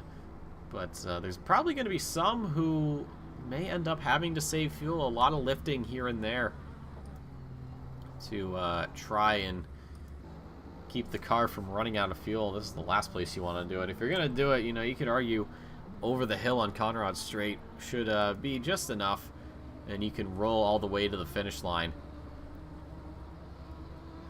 But, well, you don't want to be in that situation. Flomger still holding in P3, still with the fastest lap at 2:01.9. No one's able to get close. Not even Dornelis, who was 500ths off of his personal best last lap, but still struggling to pick up that extra point for the fastest lap. Although Flomger would be more than happy to take that. Add it to his little collection. Get back out there. But we've reached another lull in the action. This driver's again just getting back into that hot lapping mentality. Just get these laps over and done with. You still have half an hour to go, Flomger. Must have heard that hot lapping comment and is just pushing it to the edge. Not touching the wall, down the S's. Try to avoid doing the worst possible thing. You see a little bit of air there for the front left tire. Something that is probably rather common here at this circuit. Whatever type of car may be driving it. Especially those powerful V8 supercars. Always a pleasure to watch. Burke here getting around the back marker of Kevin Parody. We'll see if Patterson decides to go for the pits on this lap. He has stayed out for quite a while on these tires and still passing up a pit stop. So this could be the long game. Probably trying to open up a gap to Patterson, or not Patterson, to Dornelis. Last lap for Patterson is a 2:03.6 and a 2:02.05 for the Brazilian, so not worried in the slightest. Flomger has Pierce a lot closer now. Flomger's last lap was a 2:02.8 and a 2:02.3 for Pierce. Half a second's the difference. But could it be the difference that Pierce needs to overtake what will become a P2 once Patterson goes into the pits? Thomas Dagg right now with Loverink behind. That's a name we haven't seen in a hot second after the error earlier on in the race. That's Skyline. Skylar's doing an amazing job catching back up. Thomas Dagg. Hopefully, ooh, a little bit of a lockup there, actually, down into Forest Elbow. Loverink will absolutely take advantage of that and start catching up. Go down the back straight again. Not quite close enough to get the toe, just about a 10th out of it, but could absolutely be picking it up as they go through the chase down into Murray's Corner and starting another lap. Maybe even Hell Corner can make a move. On the brakes, they both go through the chase. Left-right chicane. And down towards the final corner. Once again, it's a half-second gap, so Loverink's been able to take 3/10 out of it. Can't get too ambitious with the throttle, and that's exactly what happens. There's a little bit of wheel spin. Could have maybe just barely hurt it. Down into Hell Corner again with these two. Lovering trying to claw back anything she can. And with Patterson still yet to pit, this could potentially, maybe not. It could maybe be a P11 if things stay where they are, but Lovering will definitely be looking for that top 10 finish. Still has to deal with the 177 Audi ahead. Later on the brakes, actually, and it's going to catch right up to Thomas Dag as they go up towards the cutting. Lovering just having to back out a little too close in an area of the track that isn't a place you want to be. A slight tap there on the bumper, a little love kiss to let Dag know she's still there. Lovering not really respecting the team name. Please don't hit me, please, from Dag. Well, Dag gets a little bump, but I'm sure you can manage it. As they go up and over again. Ooh, Lovering. I thought Lovering might have just lost it there for a split second. Maybe just the angle we looked at it. Down they go. So it looks like Lovering has a slightly different break point than Dag, just braking a little bit later.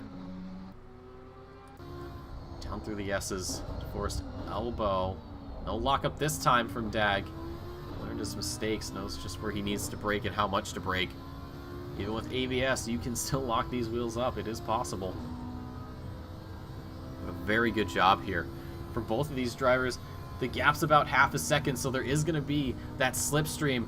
Lovering pulling a little bit closer here. Each inch that they go down this back straight through the kink. Is there going to be a move into the chase? There is going to be a move. A massive dive bomb down the inside. There's a touch, and Lovering picking up P11, but I don't think Dag's done quite yet. Could we possibly see the little switcheroo here down into Murray's corner? They are equal on the brakes, but the inside line for Lovering will give Dag a chance to slot back in.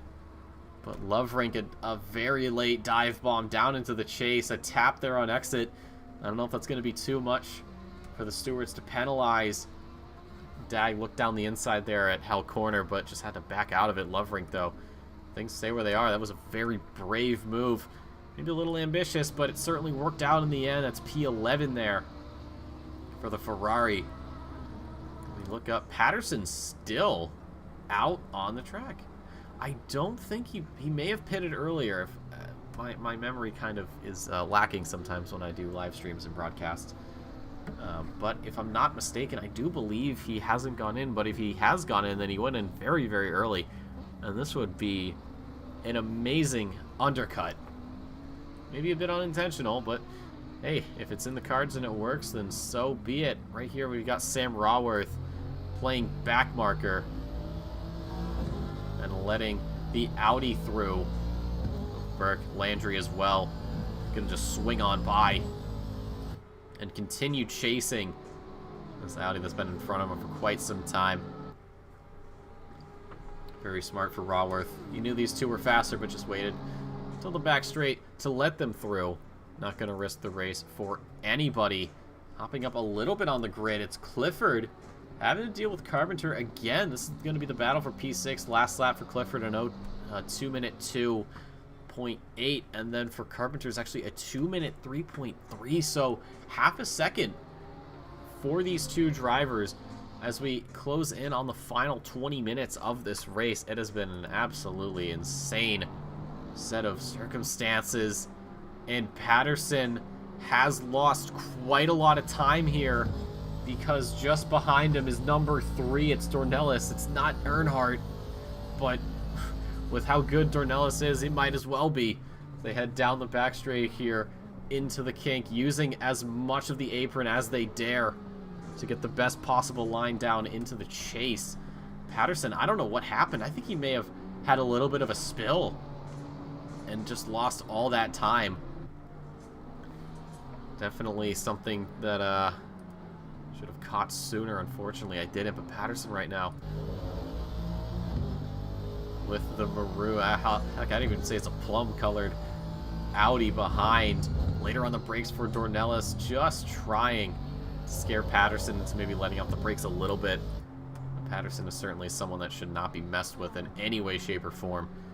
And he is trying to hold this P1 as best he can, but with the slipstream, he unfortunately finds himself gifting to Dornelis, who pulls to the inside just to spook him a little bit. Later on the brakes, and that is going to be an amazingly good dive bomb from the Brazilian down to the turn 2. Dornelis picking up that P1 that felt so rightfully deserved. And speaking of rightfully deserved, Dornelis picks up the fastest lap, a 2:01.8. It was not his last lap. That was a 2:02.1. But a 2:01.8 for him picks up the fastest lap and snatches it away from Flomger by 0.03 of a second. But what a move there from the number 3. Probably heard me comparing him to Dale Earnhardt and decided to channel that energy. Praise hell, praise Dale. There it is. Like, how did I forget that? Hop back a little bit here. This is a battle for P8. Burke and Landry still at it. These guys have been seeing the front and back of each other for just what feels like an eternity now. Up the mountain straight we go. Landry close enough to get that slipstream. Leon Burke was on the right side, but coming back to the left, he knows that Landry won't be going for a dive bomb down to turn 2. But Landry, with a better brake point, just a better car in some of these corners, will absolutely try to go for a move as soon as he can. Into the cutting we go. It's Leon Burke still ahead, albeit barely, and just behind them, Brian Rasco waiting to see if these guys perhaps scrap a little too hard and wipe themselves out. Up and over we go, the top of the mountain again. So we head down to Skyline before we begin the descent once more. Down this amazing Australian circuit, probably one of my favorites outside of, I'd say, Albert Park, maybe Adelaide, Gold Coast. Beautiful circuits.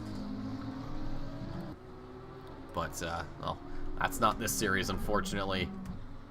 Maybe someday if they race there IRL, we could get it. But onto the back straight we go again. Burke still leading. Rasco looks like he actually gained a good bit of time. Maybe a couple of tenths compared to the last lap. And Burke is a lot further now, just about a second out from Landry. So not close enough for the slipstream. But Landry probably more than willing to set up camp right here in this position and maybe just wait, try to match Burke as best he can in lap time and hope for a mistake later on in the race. 18.5 to go here. These guys begin their 34th lap of this circuit. Across the line, Burke's last lap, a 2:04.0. Landry's at 2:03.9, so a tenth between them, but not by much. And it looks like Burke actually overshoots his brake point just a little bit into Hell Corner. That'll give Landry a chance to catch up. Up the mountain they go. There is a slipstream. It's 0.4. But not going to be close enough for a move. Not enough speed. Not enough road for Landry just yet. Later on the brakes, you can see just how much he gains into turn 2. Seems like an absolute insane amount. Through the cutting. Oh, it's slight touch there from Landry. He hits the inside wall and the outside wall. That's what we've talked about. This mountain is very unforgiving. You touch one wall, you might as well touch another couple while you're up here. I mean, a little souvenir. Some paint chips for your troubles, although don't snack on them. So Landry, all that time gained, now loses it. Patterson into the pit, so Patterson did go quite long on his stint, as much as he can. Still on engine map 1, so probably going to be doing tires and then a bit of a splash and dash. But that'll give Flomger P2, and Pierce will get a free P3 for his efforts. The front end of that Audi does not look very happy. That is looking like a little bit of damage there. Portis as well, I think, will be... no, Portis will actually not be benefiting from this, as Patterson does come out into traffic. That is Lewis and Thompson up ahead getting blue flagged, hopefully getting out of the Aston Martin's way soon enough. Contact back with Burke, still just maintaining that second gap down to Landry. And I think Rasco's actually starting to pull in a bit closer. He was about 2 seconds, now he's looking at about 1.4. Last lap for Burke here, a 2:03.7. A 2:04.3 for Landry and a 2:04.1 for Rasco. So yes, Rasco is pulling in closer to the McLaren, but the question is there going to be enough time by the end of the race to go for a move, especially if another little tap happens for Landry like we saw in the previous lap. Zach Patterson, it looks like he's gotten around one back marker, still has Thompson to get through. Has to go down to the S's. You do not want to let the faster car through here. You've got a nice long straight coming up. You might as well do it there. Through the changes in camber and undulation. Down into Forest Elbow, and this is where Thompson should be letting off the gas. He does. Patterson slips on through. So Patterson can start getting his race back together. Dornelis right now getting around the back marker of, I believe that was Frizza, who is up ahead. But Frizza has to let Flomger through. Flomger just about 3 or so seconds. He will be trying to use as much of a slipstream as he can. Breezes by the Ferrari. And just has another car to get through. That is, I believe, an Aston Martin of, not Sam Raworth, Nick Anderson. So for Dornelis, this is the buffer he needs to keep Flomger at bay just a little bit longer. Leon Burke opening up that gap like he's been doing little by little each lap. Just a couple of tenths here, a few hundredths there, and you start pulling away. And Landry also doing the same thing as he's opened up a gap to Rasco. Rasco's struggling right now. It is looking at about 2 seconds. Our scoring column on screen doesn't update as frequently as our broadcast controller does. But still, a bit of a challenge there for Landry and Rasco to get a move done. Flomger still has another back marker to get around, but you can see the gap. He is not going to get blue flagged in any capacity. You have to be within a second of a back marker to get the blue flag. And right now, he is about 1.8 seconds back. So this is going to take a little bit of time to get around, or maybe just holding station and saying, you know what, barring a mistake from Dornelis, I might as well just have to settle for P2. Patterson right now, P4 for him. And Thomas Pierce, as he heads down Conrad's once more, in P3 in Mr. Audi's wild ride. And what a wild ride it's been for him. You can see the front end of that thing all torn up. Definitely a couple bumps and bruises for the 131 car.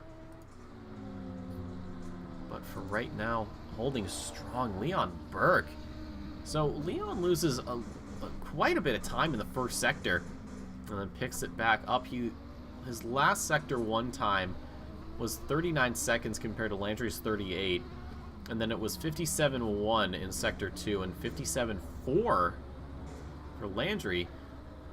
And then a 27.6 and a 27.3. So it looks like Landry overall is taking a good chunk of time out of Burke. If you look at the numbers, about 7 tenths, but has not been able to convert that into a position gain and is still struggling to get around this Audi as Jake Lewis goes into the pits. Kevin Parody right now does get around Sam Raworth.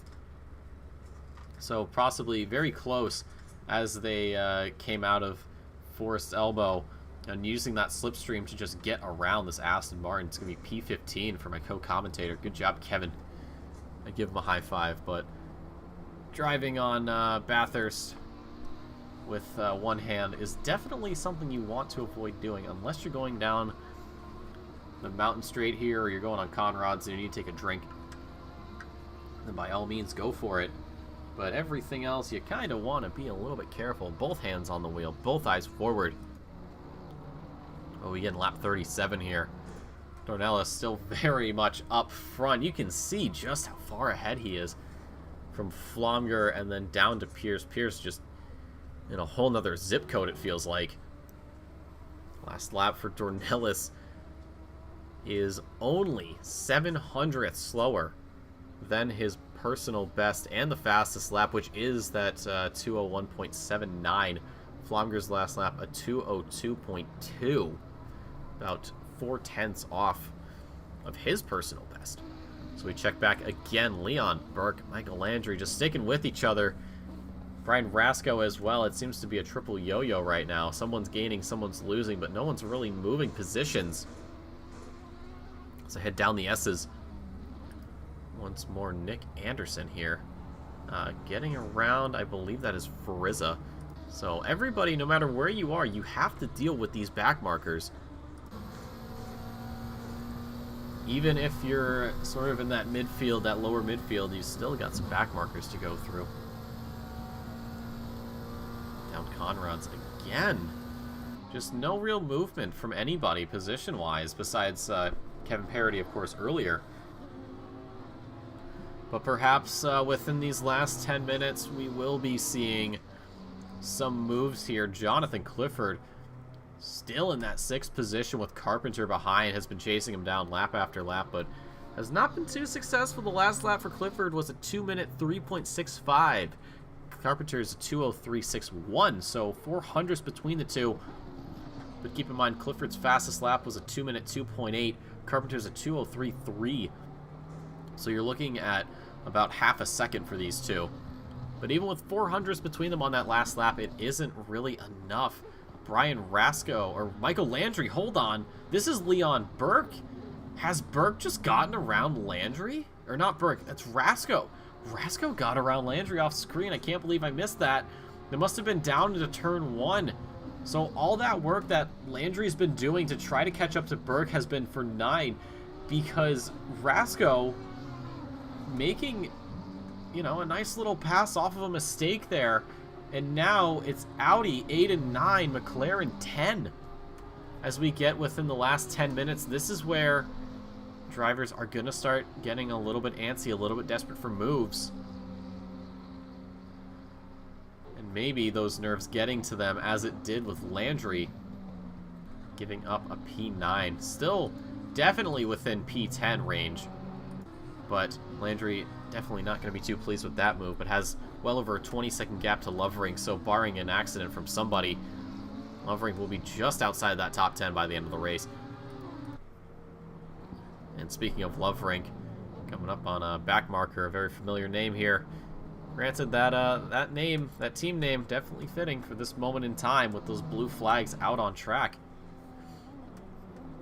Down into Forrest's elbow. I think Lovering may have thought about a slight move, but realized there was absolutely no space. The headlights getting flashed for Kevin Parody, saying, "Let me through." And Parody will now just let her through and slot right back in behind. Let the faster cars go and get back out there. Pierce has lost a fair bit of time to Patterson. Pierce's last lap, a 2:08.0. There must have been an accident for the Audi. Patterson is so insanely close. He's going to go for a move down the inside, but just has to back out. Later on the brakes, it was very brave, very wide there for the Audi. Patterson still holding behind as they go down through the S's. That Audi is beaten and bruised. A very horrendous last lap. Almost 5 seconds off of a mistake that we didn't see, and Patterson is more than happy to keep that in mind. Pierce very close to the wall on the inside, just covering off the apex. Didn't want to give Patterson a chance, but unfortunately, Pierce, you're on Conrad Straight. You are on the longest straight, or one of the longest straights in the game, as they go door to door here. And Patterson, absolutely no problem at all, using the slipstream, gets around him before the kink. And through the chase they go. Patterson up onto the podium for Aston Martin. This has been an amazing run for him. Pierce very sore about that, and we'll just have to slot it behind. Leon Burke getting a little loose there out of the corner. And that'll give Rasco a chance to catch up, actually. Not by much, but enough to keep Burke on his toes. 6.5 minutes to go. They're pulling up to the back marker of Benjamin Habe, who has not had the best race, admittedly. But there is always going to be next week for these guys. Through the chase they go. So last lap for Pierce was a 2:08.3 and a 2:05.5 for Patterson. So that's just them getting tangled up with each other. Definitely not what you want across the line. Leon Burke, a 2:03.7, a 2:03.4 for Rasco, a 2:03.4 as well for Landry. That is a 3/10 gap, but you can see the gap from Rasco to Landry is Landry taking to the grass. I think the grass is already trimmed quite well, my friend, but hey, maybe there's a couple blades of grass that were a little too tall for OOR standards. Thankfully, we have the best grass cutters here across every region. Everyone doing their part every now and again. So that does give Rasco a bit of breathing room for the time being. 5.5 to go. Ellis still just up front right now, 41 laps. So I think we're actually at 43, 44. I think it might have been a slight overestimation on my part. But hey, things happen. Thomas Pierce. Not only is he losing the position to Patterson, he's got Kenneth Portis, someone we have been neglecting this entire stream after the start. It's just that front end damage for the Audi, just damaging the performance as well. Portis, though, a slight lift going into kink onto the apron. He's going to be lining up a move here. If he doesn't do it into Murray's corner or Hell corner, most likely doing it on the mountain straight. As Pierce just plants it in the middle, there's nowhere to go. Kenneth Portis thought about a move on the right side, but realized there wasn't going to be enough room, and instead opting to just fall back and get ready for the move into the mountain straight. It's an overshoot for Pearson to Hell corner, and Portis, well, I mean, was there ever any doubt? He gets up the inside and around the Audi. Kenneth Portis up into P5, or P4, excuse me. Pierce demoted to P5. It's just all that damage. And Jonathan Clifford is quite far back. However, he does have to deal with Carpenter still. So if Pierce can play his cards right, he is going to maintain this P5, but he still has 3 minutes and 45 seconds to go. Just a couple of more laps to bring it home. Leon Burke has lost time to Brian Rasco as they go around Habe in the back marker into turn number 2. Last lap for Burke, a 2:03.8 and a 2:03.5 for Rasco. Rasco really doing a number right now in these lap times. So they go through the cutting.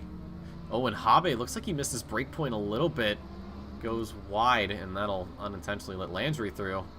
Being a back marker is unfortunate, but Habe just staying out of everybody's way. He knows his role right now and knows what he has to do. Jonathan Clifford down the S's with Carpenter in tow.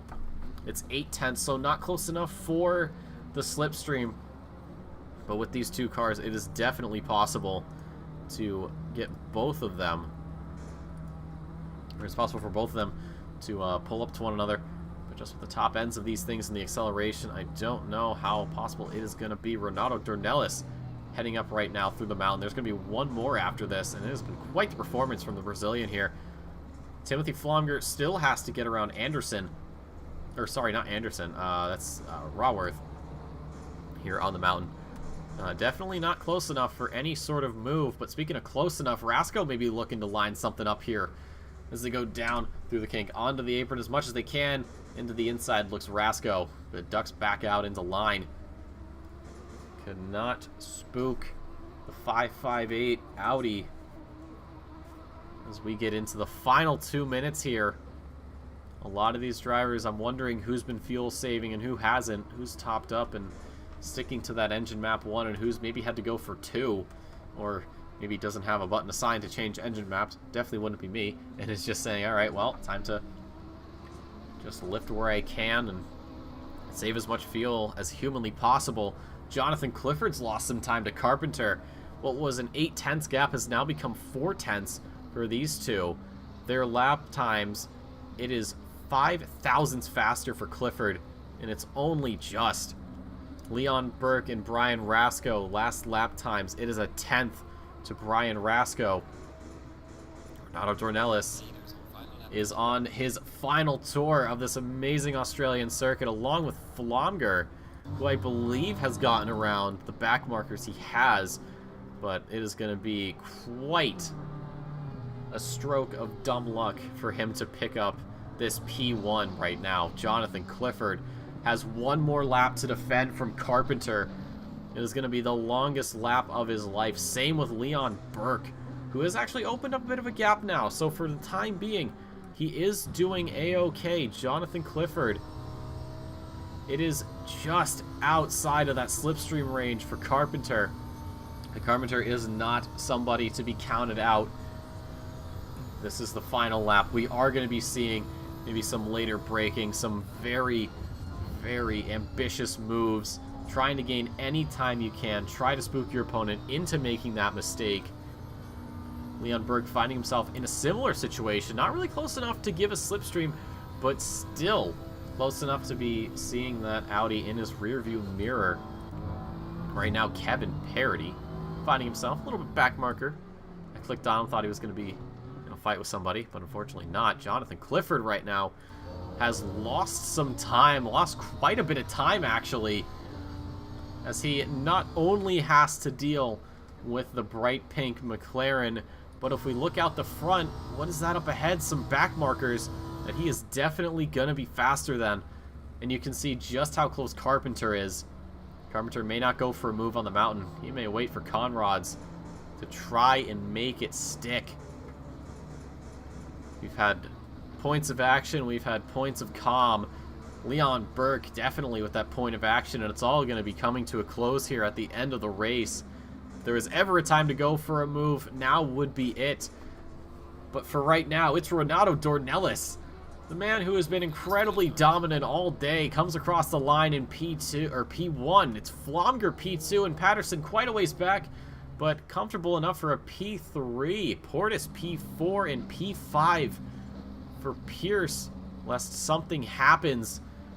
There is a back marker. Jonathan Clifford is so close, but he's still got one more person, a navigator, maybe just holding station. Putting the stakes in the ground and just saying, you know what? I know he's a back marker. And the back marker letting off. Clifford goes through. Carpenter also needs to go through. But the question is, how soon is he going to go through? He is, but he's not close enough for a move. Clifford, though, we have to be careful. There is the stricken Audi. We have three Audis to keep on screen. We've got Pierce, we've got Burke, we've got Rasco. As we look to Pierce, that Audi has seen better days as they go down into Murray's corner for the last time. Pierce just sticking to the inside, and it doesn't look like Clifford's going to get a chance at the top five. So close, yet so far. Not enough time behind them as Carpenter in P7. Burke still holding on to Rasco. There's one corner to go. Rasco, if he's going to go for a move, it's got to be now. And it looks like he's just going to back out. Lines up a move on the inside, but slots back in. Leon Berg, what a defense from him. Holds off the charging Rasco for P8 and P9 respectively for both of them. Landry coming across with that P10 finish. And then it's Skylar Loverink in P11. Quite the race for this new driver. And Thomas Dagg through the chase once more for P12. We have Anderson P13, Thompson 14, and behind Dagg is none other than Kevin Parody for P15, Raworth 16, and 17 for Frizza. Habe 18th position. But ladies and gentlemen, what a race we've had here for the Corkscrew split. And I'm going to do a little bit of magic, bada bing bada boom. We're in Druids now, if you can believe it. So we are going to be taking a quick look as Kevin ducks away into the escape road at the overall positioning. So for the race, it is Dornelis on top, along with that fastest lap, Flomger and Patterson. Your top three Pro-Am, it's Clifford, Burke, and Loverink. Amateur class, Thompson, Parody, and Raworth. And of course, we can never forget about our patented OOR safety car, top of the Nationals, top of GT4. But what can you do, ladies and gentlemen? Just want to take a quick moment again to remind you guys that Michael Babb, we do have that GoFundMe up right now for his bowel cancer. And we do have that special event in September for him, or for, yeah, you could say it's for him. as we're dedicating it to him. But for right now, we have got to jump ship, as it were, and head on over to the Druids split, just down a little bit. So they are going to be starting their qualifying right about now, if I'm not mistaken. We've had to sort of switch things around. You may have noticed that the stream started about half an hour later than normal, and that's because they were waiting for us. But it looks like they have just gone ahead and gotten into qualifying, missed about half of it. No big deal there. And a very solid race from everybody. Oh my god, oh my god, my broadcast controller is broken. Just kidding, it's not. Haha. So we look to Druids split right now. Is a very, very cloudy Bathurst. 19 is your ambient, 23 is your track temp. Still optimum. And Backerton, what a time from him, a 2:01.5. That is a lot faster than we saw in this first split.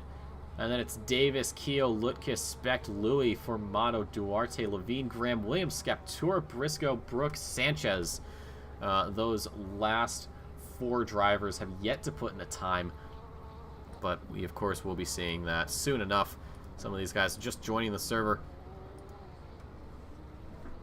I'd like to welcome anybody and everybody who's joining us at this point in the broadcast. You missed an amazing first race of the night. I'm also getting ready for Mr. Kevin Parody to join us here in the commentary box. He's just got a couple of those post-race shenanigans that he has to deal with, like every sprint racer does. A couple of GGs and how you do's for these drivers. But it is still...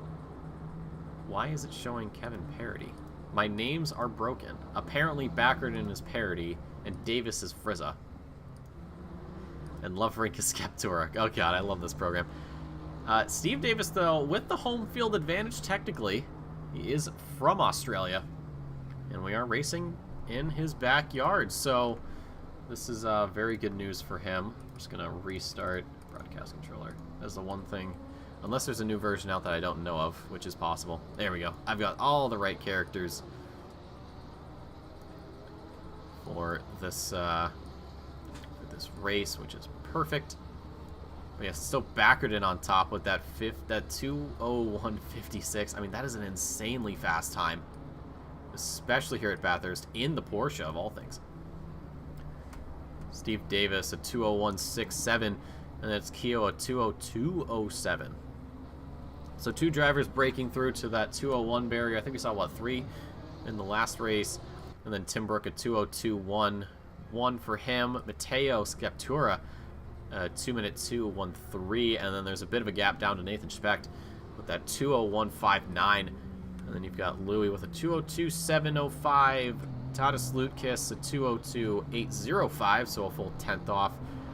Michael Formato a 2:03.2. That's one of the first drivers into the 2:03s. And then Eduardo Sanchez is 2:03.3 for the next top 10 position. Dave Hasser joining us in his very nice Seafoam BMW. Let's see who's on an improvement. Michael Louis, currently about 2/10 up, so if he does cross the line right now with this time, he will actually overtake Nathan Specht for P6, but Skeptura is, well, 4/10 up off of that. So, as I say that, Louis going 6/10 quicker through the chase. So he has gained a lot of time, perhaps later braking, and it's going to be a P5, just leapfrogging both of these guys. A 2:02.097, a very solid improvement from him, takes to the runoff. He's had a pretty good run. Skeptura on another flying lap here. Elliot Levine down in P12 right now finds himself just a little bit faster than his previous best. If he can stitch it together, he could potentially take this P11 away from Ave Duarte. And he will, albeit by almost a full 10th. But Duarte on a flying lap, 2/10 up right now. So this could be a trading again of positions for these two drivers. Right now, Skeptura finds himself 3/10 up on his personal best, and well, Backerton's a 10th up as well. Joe Donuts, welcome. That was a painful 90 minutes. Yep, it is painful for everybody involved. And I do agree with you, Matt. Smaller field, but a lot closer in time, so we should be seeing a lot more racing or a lot more battles here. But yes, that last race certainly something for all those drivers. I'm sure Kevin Parody is getting up out of his seat to do a bit of stretching right now. Has worked his legs to the bone. Right now, we stay here with Skeptor. Finds himself 3/10. This could potentially be P2 for him if he can get these last few corners just right. Down through the chase he goes. He's still maintaining 3/10. He's actually lost a couple tenths now, making it 2/10. Now just a 10th. It looks like he may have compromised his lap into that braking zone. As he goes down into Murray's corner across the line, he is going to improve, but still sticks behind Steve Davis. It is 3/10 between the two. We look now to Vulcan Backerton, one of the most dominant drivers we've seen so far this season. Has been absolutely no joke for him. Despite being 3/10, he just lost all of it. And takes off to the side road. He knows that lap is over and done with. The only driver who's still out right now that is on an improved lap is Tadas Lutkis, the man from Lithuania. We say good morning, I believe he's 6 or maybe 7 hours ahead. So unless he's one of those guys who works night shift, maybe a little tired. Tommy Kogan, quali will restart. Will it restart? Because we didn't get to see all of it? Possible. Most likely. I would not be too surprised if that's what happened. Through the chase is the Bentley. 4/10 up, so this would be enough for P7. Nathan Specht with a 2:02.5 and make it half a second. This will be an easy P7 here for the Lithuanian. Yes, he does. And everybody else in the pits, and yeah, we are restarting qualifying. So it looks like they got ready a bit early. As we saw, we came in with about 8 minutes left in qualifying. And, well, look who's first out. It's Vulcan Backerton. So maybe this will play into the hands of everybody. You spend 15 minutes in qualifying, and then you get to do another 15, so you're already warmed up, but you have so much more racing to do at this point. You know, most drivers are looking at maybe, at the very least, looking at about an hour and 45, but this is going to be 2 hours for these guys. And Backerton. Little drift action here on the mountain. You'll love to see it. It's still cloudy. It's still pretty chilly here in Australia. So we'll be seeing these laps. We'll see if Backerton can maybe improve. He was doing pretty well. He was about half a second up at one point in his last flying lap in that last little qualifier. And he could have been on for that 2-minute time, if all barely. And I'm sure he might be a little happy about this restart. Because he was on a very good lap, too. That was the thing. It was an amazing lap, and it just got thrown away in the last second. Or the last couple of corners. So he'll be looking to try to emulate that, or maybe even improve upon it. Although these first couple of laps are going to be more of the tire and brake warming that we are all so very, very familiar with, to say the least. And, well, another round of qualifying. We should have Kevin in here soon enough. Probably still with that stretch, still with the maybe a little tea break, little coffee break in himself. Energized up for the rest of the stream. We've got 90 minutes ahead of us race-wise. We still got another 12 and a half on top of the 15 these drivers already did. Probably using Probably just, maybe they were notified prior, and we're using it as a bit of a test. Maybe a couple of setup tweaks here and there. But, I'll just have to wait and see. And we'll see if maybe these guys here are unfortunate enough to get the precipitation. But if they do, I wonder if it'll be the same as the EU split from earlier today, where it rained at the start for 10 minutes, and then, well, by the end it was, well, it cleared up for a long, long time, and the rain came back in the final 3.5. But time will tell what the weather looks like. As Backerton continues around the this amazing circuit here in Bathurst. So we'll see what the bar is. We'll see where Backerton sets the bar, and if I know him, and I do, it is going to be quite the time to beat. No idea what his time is looking like right now. There's no predictions, no indications. Broadcast controller only has his last lap to work off of, which is, well, a continuation of his sitting in the pits from last qualifying. It's rolled over early because the RD was coming over from the early split, so I had to be restarted. Ah, gotcha. Thank you, Matt. I appreciate that. So across the line, Backerton goes as a 2:01.5. This is about where he was the last time. I believe he had a 2-minute 1.58 in the last qualifying session, quote-unquote.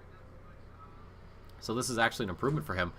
It's Briscoe P2 right now at 2:02.7, and then a 2:02.9 for Louis. Dave Hasser, a 2:04.3, so a late join, but starting to get very, very comfortable. Steve Davis breaking into that 2:01 with a 2:01.8. We'll see if anyone else can match that. There's still plenty of time to make that work. Ben Keogh going up into P5 right now. A 2:03.5 for him. Still plenty of time to improve. And other than that, I believe Elliot Levine comes across. P6 for him. That is a 2:03.8. We look around. Sean Williams across the line. Looks like he may have gone a little bit wide. That's 1 point on track. That lap time deleted. For track limits, who was that? I just saw jump all the way up. That is Tim Brook. 2-minute 2.1 for him. He is 0.6 above Briscoe and only a little over a tenth back from that 2-minute 1 barrier. Eduardo Sanchez still rocking the same team name from the last race where we asked the drivers if pineapple belonged on pizza, and that name apparently means say yes, or yes to pineapple. We had to translate it on stream, and that was. But P6 for the Mexican driver right now. It is a 2-minute 2.8 for him, and still improving. Speaking of improvements, we got Backerton 4/10 up on himself. Is he going to be able to find that 10th and then some to finally break down that